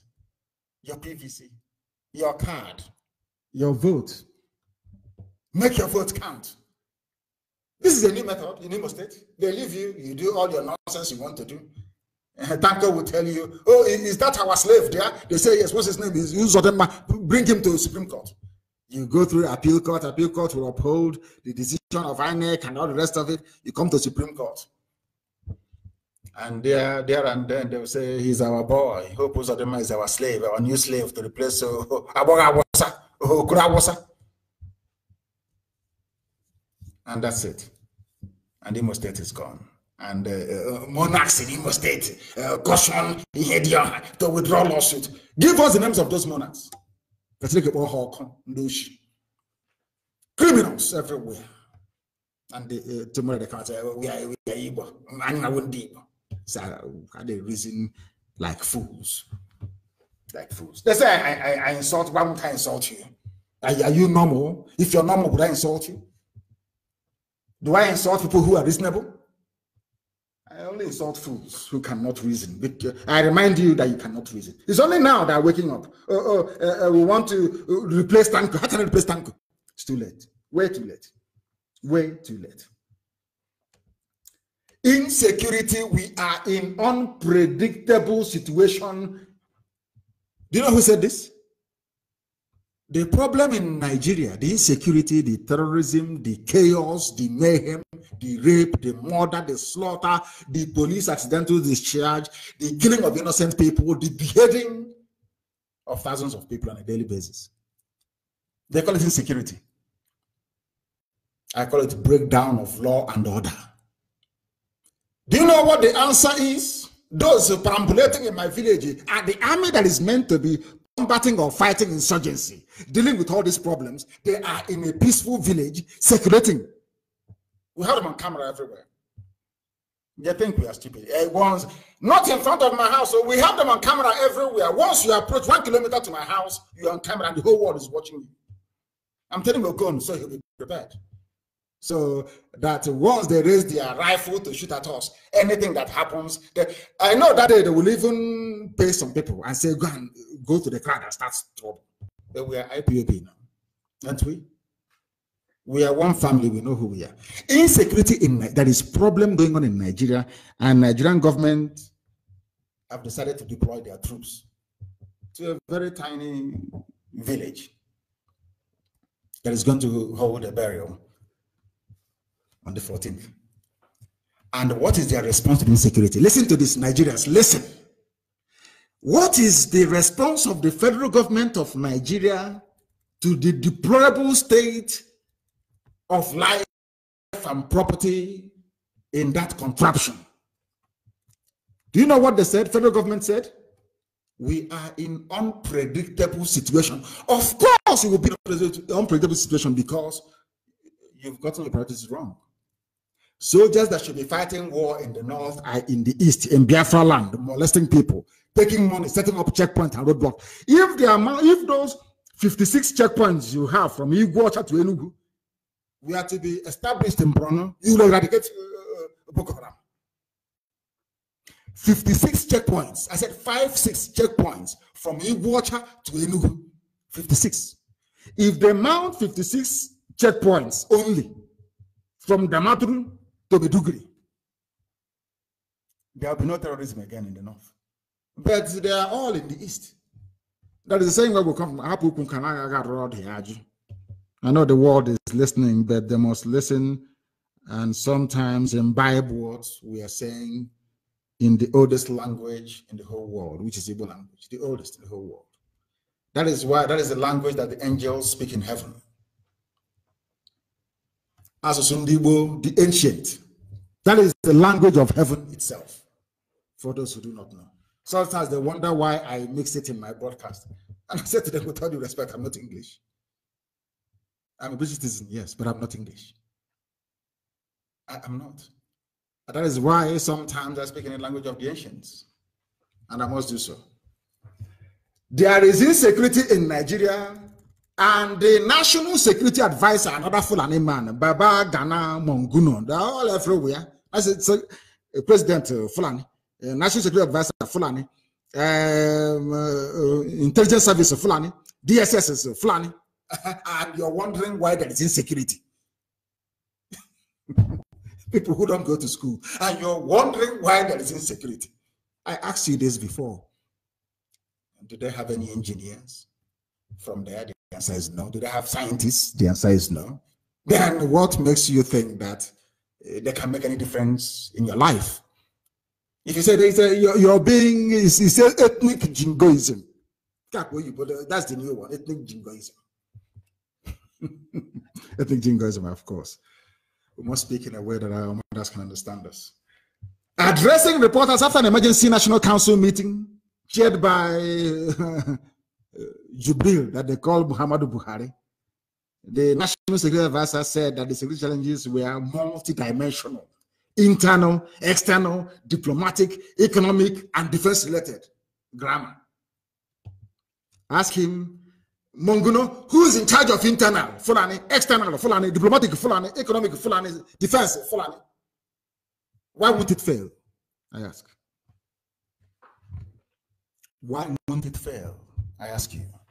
Why won't the zoo be a failure?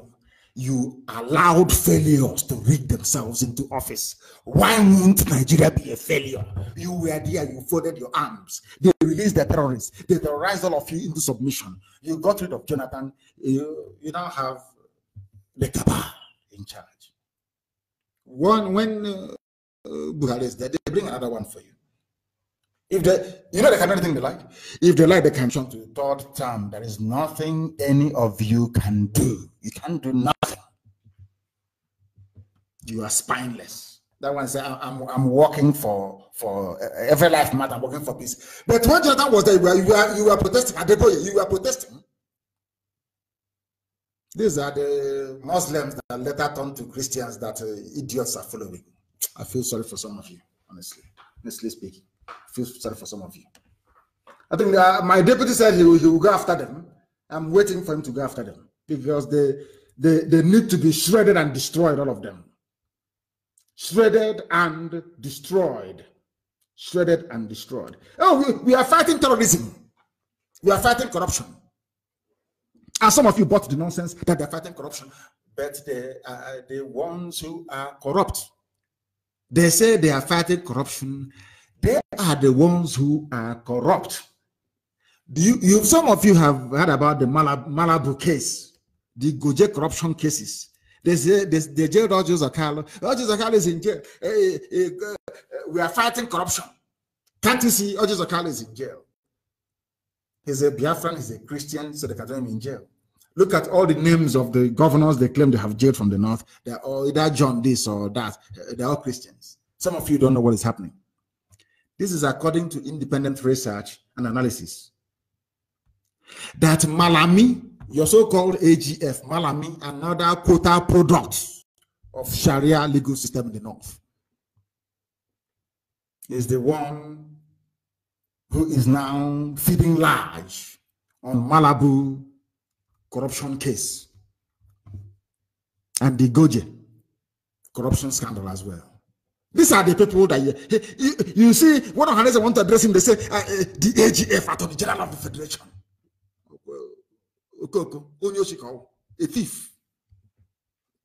This was the boy that ran to Kafrati or whoever to prescribe IPOB in the middle of the night. They just went there and said, oh, in our view, Jubilee said it should be prescribed. These people are giving us problem. Ohaneze is in support. Governors are in support. Prescribe, and they prescribed. No court hearing. No evidence was tendered. None whatsoever. That was how I feel sorry. I feel sorry for Nigerians. I feel sorry for you because the burden you're carrying, of course, that load you're carrying is made up of stupidity anyway. Ignorance. Before you shift it will be very difficult. These are the people fighting corruption. These are the people that told you that it's a good thing that Abacha loot keeps coming back. You know, it's embarrassing for them. It reminds them of how corrupt they are. Abacha loot keeps coming back. They remind you of how corrupt those people are. But Roger Zakalo is in jail. Gandola is the very corrupt Kaduna State governor. The Kanu State governor is all over the place as a celebrity. That is one Nigeria for you, and the consequences of it thereof. I want to take you back a little bit. I want to take you back. It's not something that Nnamdi Kanu said or whichever or IPOB. This is what they're saying. I want to take you back just a little bit so you understand. We've dealt with corruption. How those who claim they're fighting corruption are even more corrupt than corruption itself. They are more corrupt than corruption itself. This Fulani gang in Abuja wreaking havoc on the economy, on the lives of ordinary men and women. Everywhere they have failed. Economy, they're a failure. Everywhere they are a failure. Economy, they have failed. Security, they have failed. Defense, they have failed. In every sphere of life, they are a failure.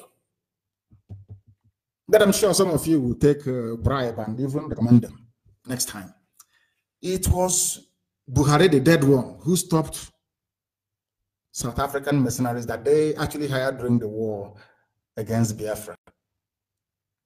They are the ones that stopped them from fighting Boko Haram. It has been in the public domain since 2018. Independent, verifiable deposition made by these people. They are called Specialized Tax Training Equipment and Protection, STTEP. His name is Ibn Balo. He was the one that revealed how President Muhammadu Buhari stopped them from carrying the fight to Boko Haram in 2015. It was Buhari that stopped them from fighting Boko Haram. Now you understand it, don't you? This is from a white South African. They hired them to come and fight Boko Haram because, as I told you before, that Nigeria never fights its own wars. Never, ever, ever. They don't have an army. What they have is a gang of murderers, civilian murdering gang in army uniform. They're terrorists. I told you before that they cannot fight any war and win. That's why they ran to Egypt. Let's cooperate. They went to Chad. Let's cooperate. They went to Niger. Let's cooperate. They cannot fight and win any war. I'm telling you. If not for the natural, irrational hatred that Britain has towards Biafra. Because once anything starts now, the first people they will go to is Britain and get Britain to lobby for them. And Saudi Arabia will lobby for them, and then Britain to fight Biafra. Now that they come in, it's a good thing they have acknowledged that they are facing us diplomatically, and they are losing. They are losing. This man called Ibn Balo told the world that it was Buhari that stopped them from fighting Boko Haram because they themselves cannot fight Boko Haram. They went and hired mercenaries. But he said, "Oh, the general is in the village. He's coming back to the village today. He's in town. What's his name? He's the GOC commanding 82 Div. Big titles, big names, very empty people."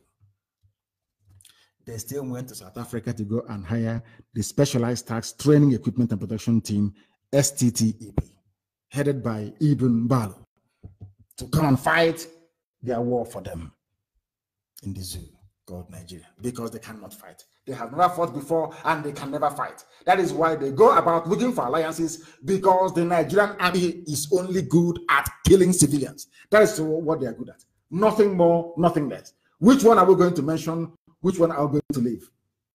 Which one, I say? Is very, very sad indeed. Very, very sad indeed. This is Radio Biafra. We are live and we are very, very direct. They said that the North is now a theater of violence, not by me. I didn't say it. This is from Dogara. Some of you may know him. Some of you may know him. He is the immediate past Speaker of the House of Reps. So what I'm saying to Yakubu Dogara is, he is saying that the North is the epicenter and theater of violence. The former Speaker of the House of Reps. He himself is a Northerner. Epicenter of violence. Then I asked myself, what are you people then doing in my village? What is that army doing in my village? He says, this was carried by the Nation newspaper before you say we made it up. Nation reported by one Abdul Ghaffar Allah Belewe. Remember, he's from Kwara State. You know, the Fulanized Yoruba part of Kwara State. And I'm praying for them that Oduduwa Republic will come so they will see some sense. Dogara lamented that the North, and indeed Nigeria, has suffered from Boko Haram, ISIS, led by Al-Banawi. And there's a new one called Ansaru. Have you heard about that one? So they now have 5 terror groups sponsored by Fulani people. Ansaru insurgency, to former header conflict, banditry, kidnapping, ethno-religious conflicts, and cattle rustling, among several others. Former Speaker of the House of Reps in Nigeria telling you that Hausa North is the epicenter of violence. But to the Nigerian army, the epicenter of violence is Isama Faruqi Beg. You know why? And the British government, they are there in Abuja laughing and looking at them. So is the US mission to Nigeria. The epicenter of violence in Nigeria is in the north, but the Nigerian army are in the east. Killing innocent people, killing civilians. And you're telling me that Nigeria is not a zoo. A zoo is better than Nigeria. These are some of the military checkpoints between Aba and Omoahi. As they are killing them in the north, the epicenter of violence is in the north. I'm going to name some of the few places. We have our cameras. Very soon, our cameras will be beaming all these things live to State Department in America. US State Department will be watching every checkpoint we have in our land live, that the world may know what is happening. How many do we have there? A stretch of only 40 kilometers. 40 kilometers. You have 23 checkpoints. 40 kilometers, 23 checkpoints in one state between Aba and Umuahia. Flyover junction at Aba, the army is there. Orata junction in Aba, army. All Fulani, murderers. Ariada junction in Aba, army is there. Enyimba junction in Aba, the army is there. Tony Mas junction in Aba, Mopol is there. Umojima junction in Aba, Mopol is there. Osisioma junction in Aba, army and Mopol combined. Tony Mas by express, police and Mopol. Umuimo junction, Mopol. Umuadodo junction, Mopol. Arongwa, everywhere you go, army and police, checkpoints everywhere. But the north is the epicenter of violence in Nigeria. But they left the north, no checkpoints in the north, all the checkpoints are in the south. All of them are in the south. and you're telling me that Nigerians are normal. They should be called human beings. They should be respected. They should be honored. They should be valued. Who told you that? Who told you that, I ask you? Who told you that? Everywhere, from Iguacha to Aba, Iguacha, which is that fool's called Port Harcourt, Iguacha to Aba. How many checkpoints do we have from Iguacha to Aba? 12. Everywhere you go, checkpoints. Everywhere you go, checkpoints. And as somebody said quite cleverly, I love this. Somebody said this, and I love it so much. You know what the person said? And it's the Sultan of Sokoto. For once, he has made sense, and I agree with him. The North has everything except sense, according to the Sultan of Sokoto. Exactly what I've been saying to you people from time. You never believed me. Now it's come from the Sultan. You believe me. He said this. Well, let me just tell you what he said. He accused the northern elites. Elites is you know, the glorified Alamajiri. What's his name again? Tanko Abdullahi and Tanko Yakasai. They are the elite. Oh my goodness. He accused the northern elites of lacking sense of honesty, implementation, and qualities to organize a society that works for all. Not from me. I've been saying this. It's a good thing that the Sultan of Sokoto listens to Radio Biafra. I'm very, very glad that he listens to what we preach on this very platform. He has repented. He has seen the light. The same way that Yoruba brothers have now seen the light. That everything we've been saying is true. They have now seen it. The same way that I can tell you that even the Sultan, the Satan himself, at the epicenter of the cabal in the north, he has seen that what we are preaching is true. I'll repeat what he said, so people won't say it's coming from me. He accused Tanko Yakasai and the other one, I've forgotten his name, Junaid Mohammed. They are the northern elites. Elite over Alamajiri, elite over Babiala, elite over impoverished beggars. You say you are an elite. Where is elitism? How have you improved the lives of your people? You're elite and you're still moving cattle from place to place, destroying people's crops and their farms. And you're elite. We are the elite. What useless elite in the north? Let me repeat what the Sultan said. Sultan accused the northern elites of lacking sense of honesty, implementation, and qualities to organize a society that works for all. In other words, all of you that claim, including Bola Ahmed Tinubu, that claim you put Buhari and now Jubril in power, you are all very foolish. That's what Sultan is saying. Because they lack the capacity. He is saying that they lack the capacity to organize a society. They do not have the capacity to organize a society. That is what the Sultan of Sokoto said, the head of the feudal system in the north.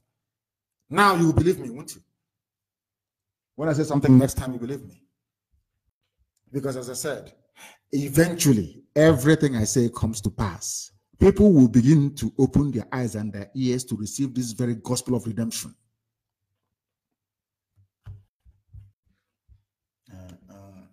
It's elite. Elite for what? Are you people, what is your elitism for? If you cannot positively impact the lives of those who are on the streets, those who are poor, those who are less privileged, those who are not as educated as you are. If at all you claim you're educated. We are the elite, they are the Second Republic senator, Third Republic, nonsense. How have your Second Republic rubbish impacted on the lives of the people who are carrying bombs today, kidnapping people, slaughtering and raping at will? You claim you're elite. You people are the ones that the Sultan is referring to. You people are the problem. You have everything, but no common sense. No common sense. And let me tell you why they have no common sense. In the midst of the condemnation of the Sultan of Sokoto, you know what they did? They all rallied around and said, oh, we are the Arewa Constitutive Forum. We are the Northern Elders. We declare support for Buhari and service chiefs. That is the Nigeria you're in. I remember when they said that Jonathan wasn't fighting corruption very well, even Edwin Clark came out to condemn Goodluck Jonathan. But I wish the South can learn something from this. So to the North, it doesn't matter what they do in office, their own is their own. But you are busy from the South, be you Biafran or be you Duduwa descendant, you're busy in the South trying to be holier than thou, you want to be objective. But those you're dealing with don't know the meaning of objectivity. They don't understand it. Insofar as the stark failure of Nigeria is apparent for the whole world to see, they still went there and felt that Jubril is under siege. Of course, they called him Buhari and the service chiefs because people were calling for their resignation. They went to Asarok to say, we are behind you. Continue with your incompetence and your failures. Continue patrolling Isama Farouk instead of going to the north to go and clear the bandits on the highway. That is Nigeria for you. That is the zoo for you. And that is why the zoo must fall. Nigeria is an abomination before God. Nigeria is a stain on the continent of Africa. Nigeria is a blight on the human race. If you don't know, you know it today. The level of stupidity prevalent in Nigeria is enough to sink any advanced civilization. What am I saying? If you pack all Nigerians and take them to America and move Americans over to Nigeria, America will sink in less than 10 years. You recognize it. That is the extent and the level of stupidity they harbor within themselves. Or should I say within their brain? Very, very sad indeed. Very, very sad indeed. And what, they know how to defend themselves. I admire them at least in that regard. Even Al-Mustafa, that works with Wazirike's Masop. He said that Abacha didn't steal any money. You see the way you see how they roll. You see the way they roll. He said Abacha never stole any money, that it was others that stole money, not Abacha. Can you believe that? Can anyone believe that? Can anyone believe that? It wasn't Abacha that stole money, it was those before Abacha stole money. And some of you believe him. That is how they fight for themselves. That is how they defend themselves. That is how they make a mockery of everybody. That is how they make a mockery of everybody. But some of you won't understand it, will you? Because you want your one Nigeria. You think if Nigeria breaks up, you won't get oil. I've said it many times. And I want to remind everybody that every component part of Nigeria as presently constituted will receive oil and gas for free from Biafra land. So it's not about oil. When we publish our guiding document, when we publish our testament, you will see all of it inside it. Guaranteed to be supervised by the United Nations and 5 other countries. So don't worry about that. You get your oil. Just leave us alone. It's not about our oil and gas. It's about freedom. That's what we're fighting for. Absolute freedom. It is not that some of you don't know you're selling oil and gas to China. You're still going to China to go and borrow money. Does that make any sense to anybody? You sell oil and gas to China, you still go to China to go and borrow money. Do you know how much they have borrowed on your head? This very incompetent Fulani regime, you will not know until you're hit with a very heavy. The day the Chinese will come and take over your forest in your village, then you realize that the mess that the Janjaweed have put you in. You see, Jubril. Some of you are, Buhari went to what was the last place he went to? He went to London, to Buckingham Palace. When asked to remove his cap, he ran away. I think today he's in Addis Ababa. That is the mess that some of you don't understand. You're in. They are borrowing money every blessed day. One day they will come and take over your ancestral lands. You start cursing China. China, you did this to her. You did it to yourself. Your hopelessness allowed an impostor from Sudan to be answering your president. Your idiocy made it possible for him to go back the second time. You have yourself to blame. Let the Chinese finish with the coronavirus. They're coming after all of you. Your land and your properties. Then you regret it. Do you know how much the zoo have borrowed from them? Do you know how much this very incompetent Fulani regime have borrowed from China? Some of you have no idea. You're sheepishly moving about every day, saying, oh, I'm a Nigerian. Inside you and outside you, you're a property of the Chinese state, courtesy of Abaki Ariza Asorok, Fulani regime. It's not from me, you got it from me, you got it from Sultan of Sokoto, that they cannot organize any society. The Sultan said it, they cannot. These are the people, your Excellency, the President, Mr. President. I feel sorry for you people. They keep borrowing from China, they can never grow their own. They can never ever grow their own. They always go and borrow from other people. The latest one is 17 billion. The federal government on Tuesday explained why it decided to approach the China Exim Bank for a $17 billion loan. Ask them the oil money. Do you know the funniest thing? All the people occupying NNPC, all the oil portfolios, they're all from the north. And I can't hear the so-called Niger Delta complaining. You know, some of them, their own idiocy is even worse than an average Nigerian. Their own stupidity is immeasurable. Who are the people in charge of all the oil sectors, areas you have in the zoo? All Fulani, NNPC, Ministry of Petroleum. Everywhere you have them. No wonder all the sales coming from the shipment of oil and gas, none is hitting the treasury. If they are getting money from oil and gas, why would they be borrowing 17 billion from China? 17 billion. And you ask yourself, how are they going to pay back? Let me hear any of you complain against China when they come for you. Then you will know something. Keep voting. In the next, is it next 4 years you go back? 2023, you go back and vote. You go back and vote 2023. It's the turn of your ancestors then. There are mad lunatics everywhere. This is Radio Biafra Live and we are direct. They want to implement a confab report. That is their business. That is not our business at all. They keep burning down your markets, but you do not know that, do you? They burn your markets, you say nothing, they rape your mothers, you say nothing, they behave your priests, you say nothing, they go to Zowan, they sack everywhere, nothing. They are fighting us in Ibui. You do nothing.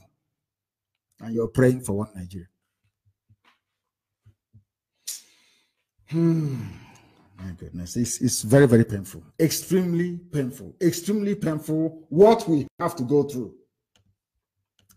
Some of you may have heard about the people that we are boasting that they have 4 wives, 5 wives. I want to use this very thing as an example of why we cannot live in the same country with these people. I want you to listen to me very carefully. We adopted the British system of one man, one wife, recognized by law. But in the north, you have people who are marrying 4 wives. And my question is this. Can any Nigerian tell me any country in the world where you have such disparity in marriage laws? Show me one country in the world. If you go to USA, can you marry 2 wives in America? Regardless if you're Muslim, if you're atheist, if you're Christian, if you're Jew, regardless of who you are, can you marry more than 1 wife in America? You go to jail. It's called bigamy. You go to prison. Can you marry 2 wives in America, or in Mexico, or in Britain, or in Germany? The answer is no. It's only 1. But in Saudi Arabia, you can marry 2 or 3 or 4 or 5. And as well in most other Muslim countries. Now, you come to Nigeria. Those in the south believe in 1 man, 1 wife. At least the modernists, those who came after 1960. But in the same country, in the north, you have people marrying 4, 5, 6, 7, 8. And you are in the same country. operating under one law, under one constitution. Yet you have diverse marriage laws, that a man brought the 4 wives to the chambers of the House of Reps, House of Representatives, boasting that he has 27 children. Now you understand the mess you're in. I will ask you again, tell me one country where it is the law, or should I say the accepted norm, where a part of the country believes that marrying 1 wife is good, and another part believes that marrying 4 wives is good. That means that there is a dichotomy in Nigeria that can never, ever be reconciled. So anybody telling you about unity, moving together, developing the country together, is not your friend. You cannot develop a country together where some people are marrying 1 wife, giving birth to 2 or 3 kids, whereas some other people are having 4, 5, 6 wives, giving birth to 27 children. Is that fair? And if you agree that it is not fair, then how can we be in the same country together? Let us to even consider it for a moment. Marrying the 2 laws together. One is monogamy, one is polygamy in the north. How do you reconcile the 2? There are irreconcilable differences. That is what we've been preaching from day one, that we have so much divergence in our value system that we cannot be one nation. It is impossible. It is impossible. Others believe in appointing a Sharia student or a Sharia law graduate into the position of a justice. We don't believe in it. We believe that somebody who has been schooled through common law should be a chief justice. How do you reconcile the 2? How? I don't understand. How do you reconcile it? How would you like a Sharia judge to preside over your case? He's using Sharia legal technicalities and terms of reference to determine, or to settle a dispute or a case that was either committed or commissioned under a common law system. How does that work? So you're telling me now you can go and take a Grand Cadi from Saudi Arabia and take him to Minneapolis or Indiana in America and say, send him to the 6th Circuit court to go and preside. That's what it means. It's like going to Afghanistan. You bring a mullah from Afghanistan. You say to the mullah, please, Mullah Omar, come to New York and become a district judge in New York. Is that going to work? I want people to, these UG black people, to reason for once. Try and reason. What would a Sharia judge be doing in a are you telling me that Britain, that gave us common law system, that Britain can now go to maybe Oman and pick up somebody from there and say this is a Sharia judge, is schooled in Quran, to come to the Old Bailey to preside over a case? It will never happen. That's what is happening in Nigeria. We don't hate anybody, but our value, the way we are as a people, we cannot mix. It's not possible. We can't. It's impossible. You cannot be having 27 children in the north with 4 wives, and you expect us in the south to have 1 wife. If we are lucky, we have 2 or 3 kids. It doesn't work that way. It just doesn't work that way. There is something unfair about it. There is something unjust about Nigeria as a nation. And that is why people must be allowed to go their separate ways. But let me give you an example. Had all of you boycotted 2015 general elections as we were pleading and begging from the beginning, even the last one that happened last year, by now, this man will not be boasting of his 4 wives and 27 children. Because when you get around the table and ask them, please convince me why I should be a Nigerian, he will tell you, I have 4 wives and 27. You tell him, I only have 1 wife and 2 kids. Do you think it's fair? He will be the one to open his mouth and tell you it is not fair. You now ask him, do you think we can be in the same country together? He may say yes. It doesn't matter. We are in the north. You're in the east. You can do whatever you like. Then you ask him again, do you think it would be right for us to bring a chief justice from the south who is a Christian, schooled in common law system, to come and become an appeal judge in the Sharia appeal court you have in the north and watch his face, how he will react. He will tell you no. They wouldn't want you to take a Christian judge schooled in common law to the north to go and preside over a Sharia court. Never. But they can bring Sharia judge to preside over a common law legal system. Is that fair? I want people to reason. Is that fair? Now you see why we don't want one Nigeria. Anyway, I'm waiting for them in a debate. I'm not giving them expo. I want to win a debate so that we can completely eradicate them from the face of this very earth. We can eradicate them from the face of this very earth. Somebody was complaining. These are the people moving soldiers. It's IPOB. IPOB is giving us problem. But hear what they have to say. Federal government said the world has abandoned Nigeria. The world has abandoned them. So when we told you that we would destroy the zoo with the truth, you didn't believe us. I said I would destroy Nigeria with truth, nothing more, no arms, unless they come to my village to come and shoot. If they shoot in my village, believe you me, their children will be in serious trouble. Wherever they are, we'll find them so that their father can bury them the same way they keep making us to bury people all the time. Let them try it and see how enjoyable it is to bury a loved one. Instead of them to be remorseful for causing the death of my father and my mother, all they're saying is that we'll come and start shooting at people attending burial. Come and shoot. Our CCTV is there live, relating to the whole world, relating to British Foreign Office, so that when it starts, they won't deny it. It will be relayed live to the top governments of the world, and to CNN and to BBC, so that when it starts happening when our own madness will start, they won't go back to their propaganda. It's a secession. They are trying to secede. Secede from who? Who were we before you came? How can I secede from something I did not agree to? Who were we before you came and merged us together? It's because we are Africans, we are foolish, we are hopeless, we don't know anything. That was why we accepted that nonsense in the first place. No reason. Did Japan agree? When did Japan not kick you out? Did Japan not kick the Dutch out when they tried their useless nonsense? Amalgamate your father to your mother. Mad people everywhere. But you Africans, what do you have in your brain? Nothing. You accept every rubbish that goes, every nonsense that goes, you accept. If you can even find a way of importing coronavirus, you will.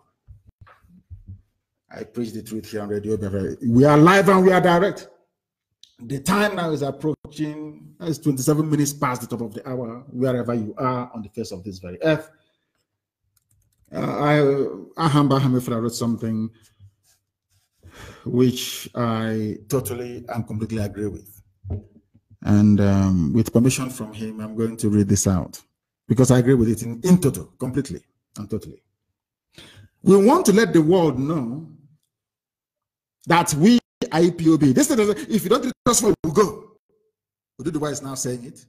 Even some people are now saying it from Biafra land across the whole place. But everybody wants to be free. Who started it? IPOB. You may not agree in public, but when you go into the quiet of your home, you go into the bedroom, you accept, you acknowledge. It is IPOB that started this whole thing. You acknowledge. Everyone came at us with all manner of dissenting argument, but today an overwhelming majority has bought the idea of that what IPOB is doing is correct. We made them aware.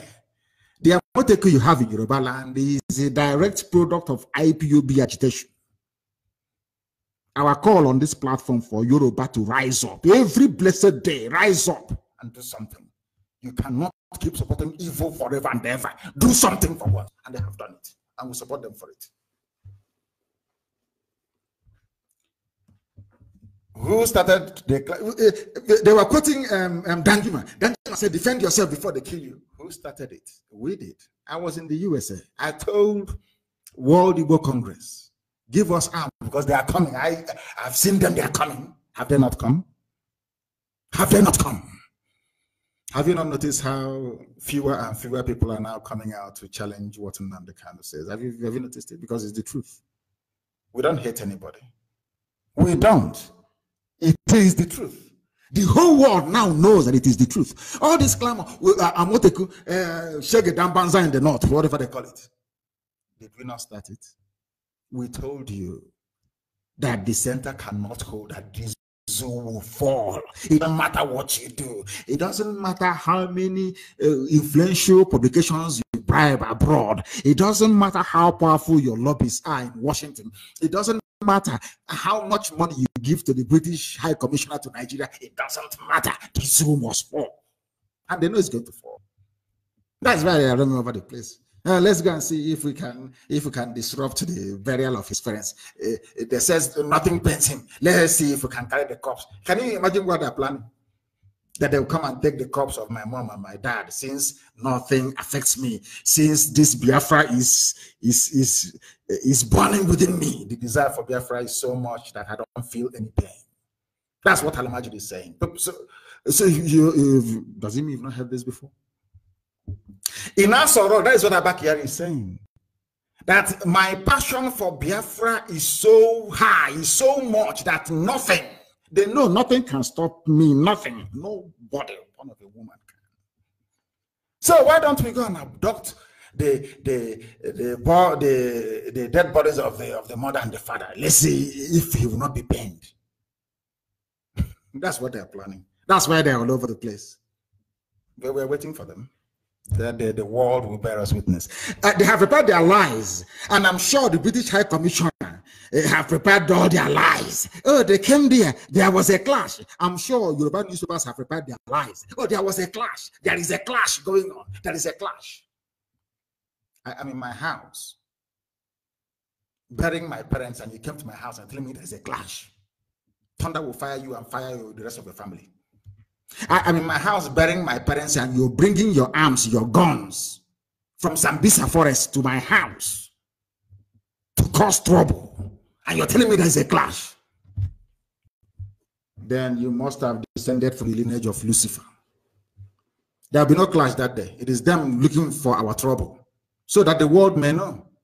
I know what they do. I know that Channels TV, they have prepared. Oh, there was a clash. The army was going. They were throwing stones. As the army was passing, they started throwing stones. And the army tried to calm them down. And they said no. And they opened fire. There was a clash. We know all your headlines. We know what you're going to do. We know you very well because you're predictable. You are so foolish. You are driven by the ignorance of the fallen. You know nothing. It's only Britain defending you because of British hatred for Biafra. Because Britain knows that Biafra is the shining light of Africa. They know it. Once Biafra comes, it will have the same effect that Japan had in Southeast Asia. They don't want Biafra to come, because once Biafra comes, Africa is free.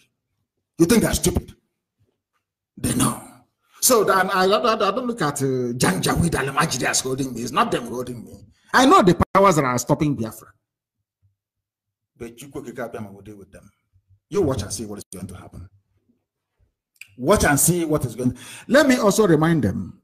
I said this during the last broadcast, that look at the state of Israel.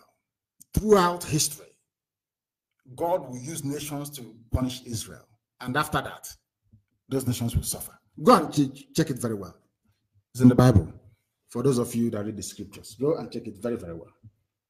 We were the first to start the regional security outfit. IPOB started with we are the first. Everything, we are number one. They say it's the way we ride, the way we boast. Why won't we boast? We are special. Do you know what is IPOB? Do you think IPOB is for riffraffs? Remember the names they used to call us? Miscreant, Gota, Tout, Biafra. All those names are gone, isn't it?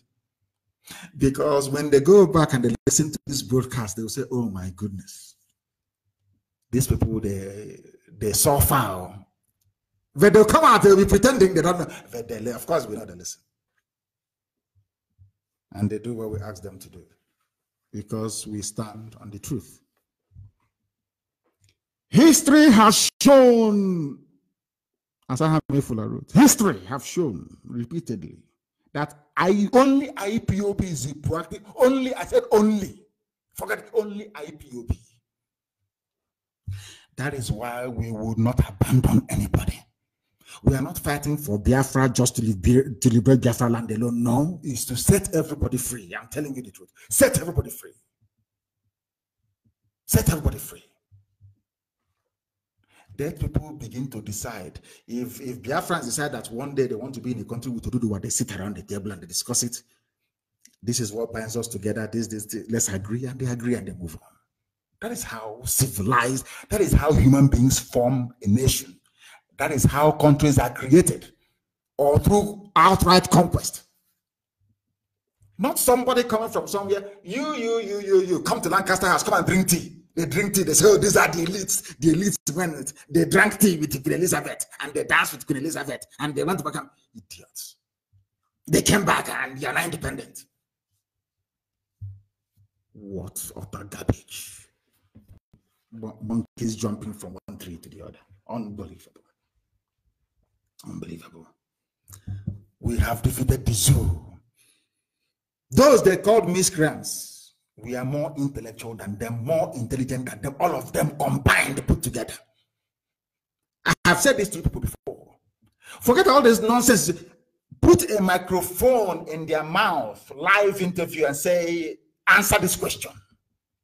Don't allow them to go back to the library and be copying speeches made by great political writers in centuries gone by. That's what they do.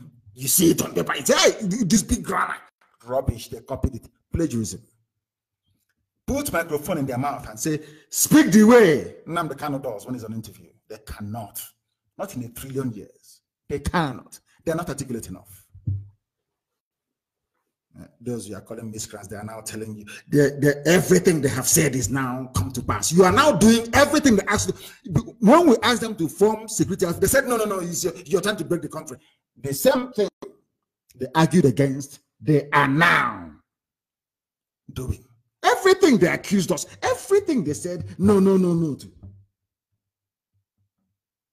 Nnamdi Kanu wants to bring war. He wants to divide the country in America. Today, Danjuma is asking you to be armed, and Moteku will be armed. Even a Jaw nation in Biafra say they want to form their own. Typical, very typical. I've warned everybody in every nationality in Biafra. I've been warning them from time. Some of them don't want to listen. You have to listen.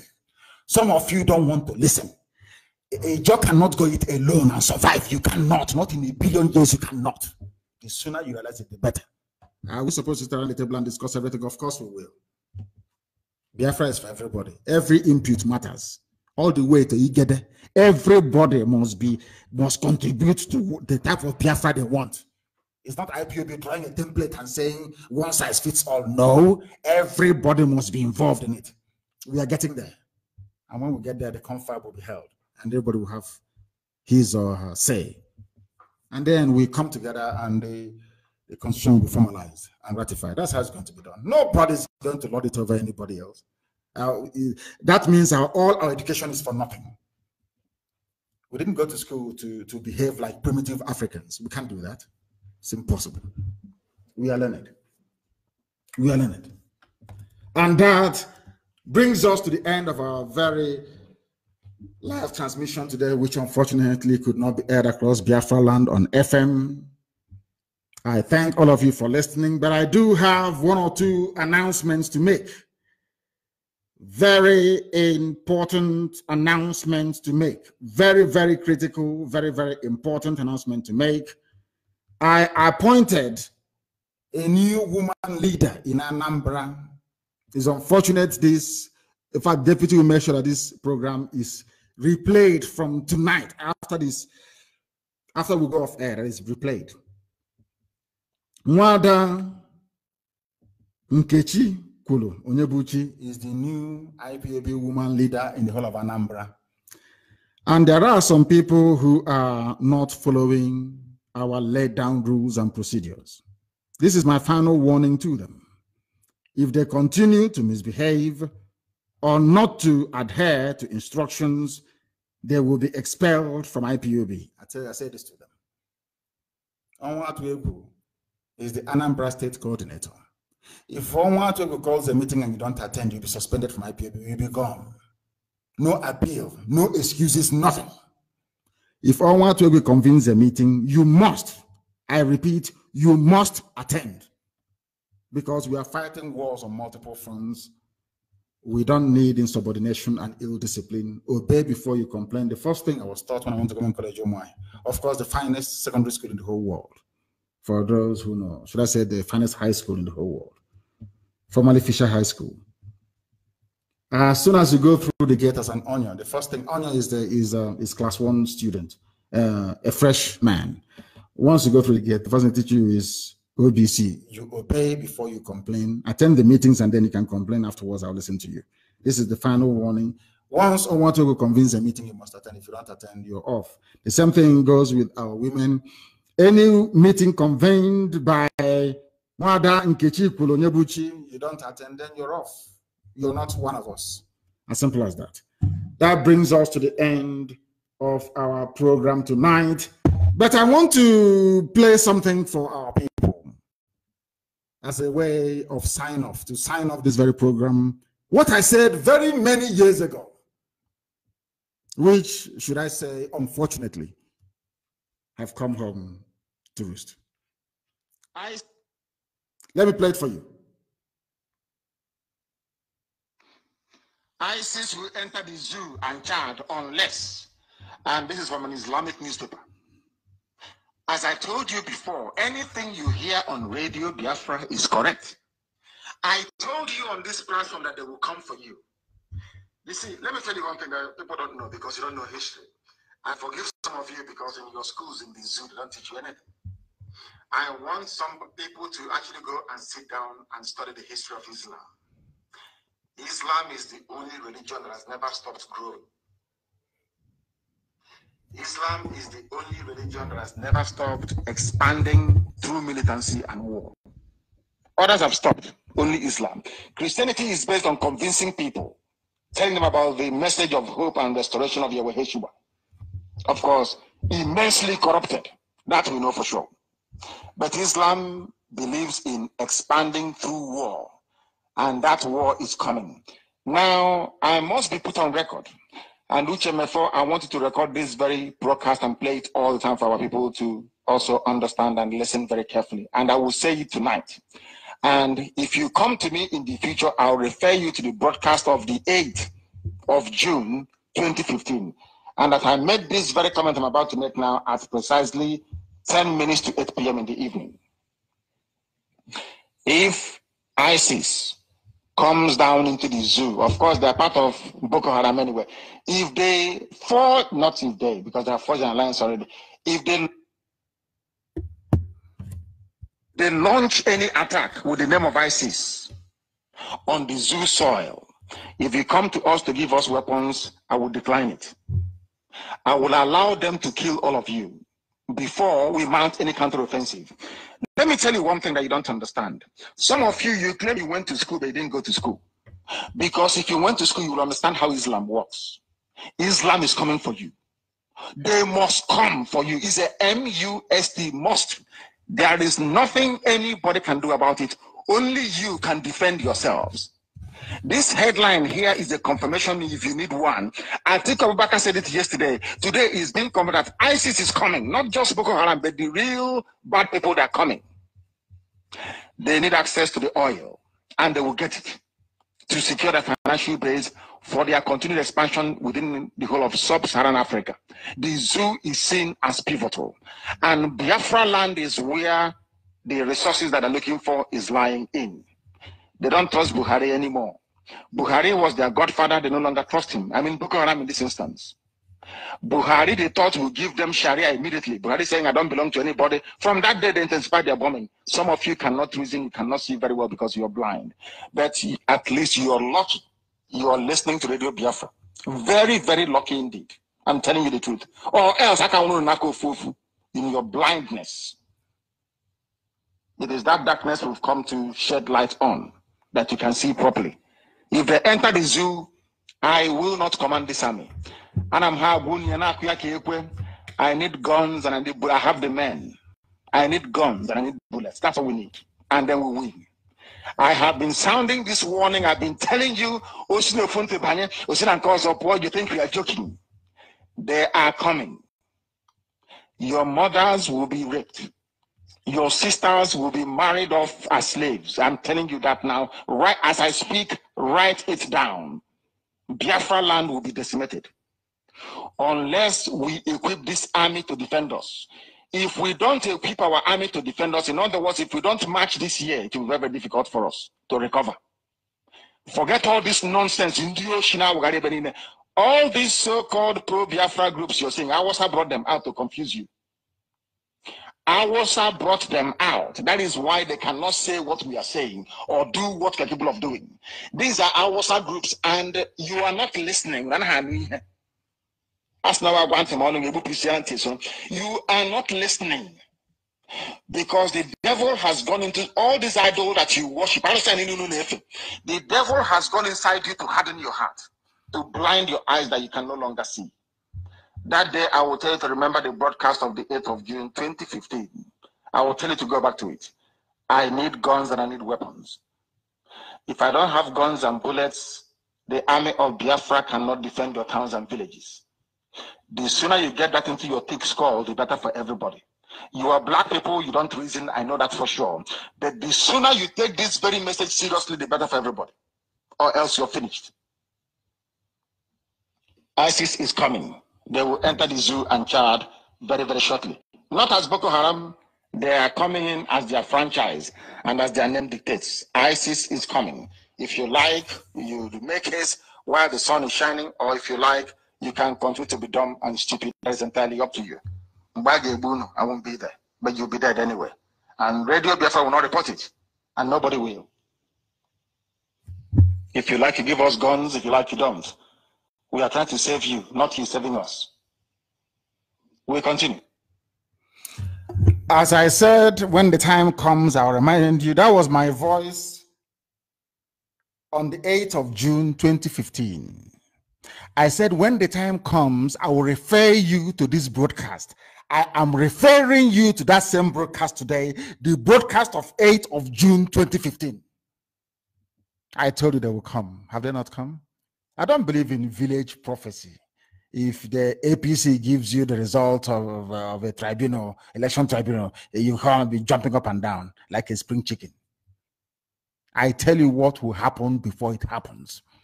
I don't even call it prophecy. It is divination from heaven. Once I'm sat here, anything I say comes to pass, and anything I proclaim must happen. Because I serve Elohim.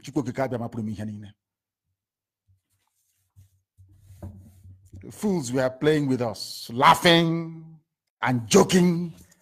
Tonight is the 8th of February, 2020. I refer you to my broadcast of 8th of June, 2015. I told you you'll be killed. I told you ISIS will come as ISIS. They call them ISIS in West Africa. I told you that they will come, Al-Qaeda in the Maghreb. They have come as their, I told you they will come as their franchise. They will not affiliate with anybody. I said it. They will come as their own franchise, no affiliation with anyone. Has it not happened? That is why they must respect IPOB. We are the children of God in heaven. And that is why we will defeat Okon, defeat every army that come against us. Because only God is heaven, is ahead of us and behind us. And will guide us through the day and guide us through the night. No matter the tribulations we encounter, ultimately we prevail, we win. Because Biafra is our religion. Biafra is my religion, and here on Radio Biafra is where we worship. Because Elohim, Adonai, El Shaddai, Chukwu Okike Abiama, is our God. I thank all of you for listening. And from me, from here, it is good evening.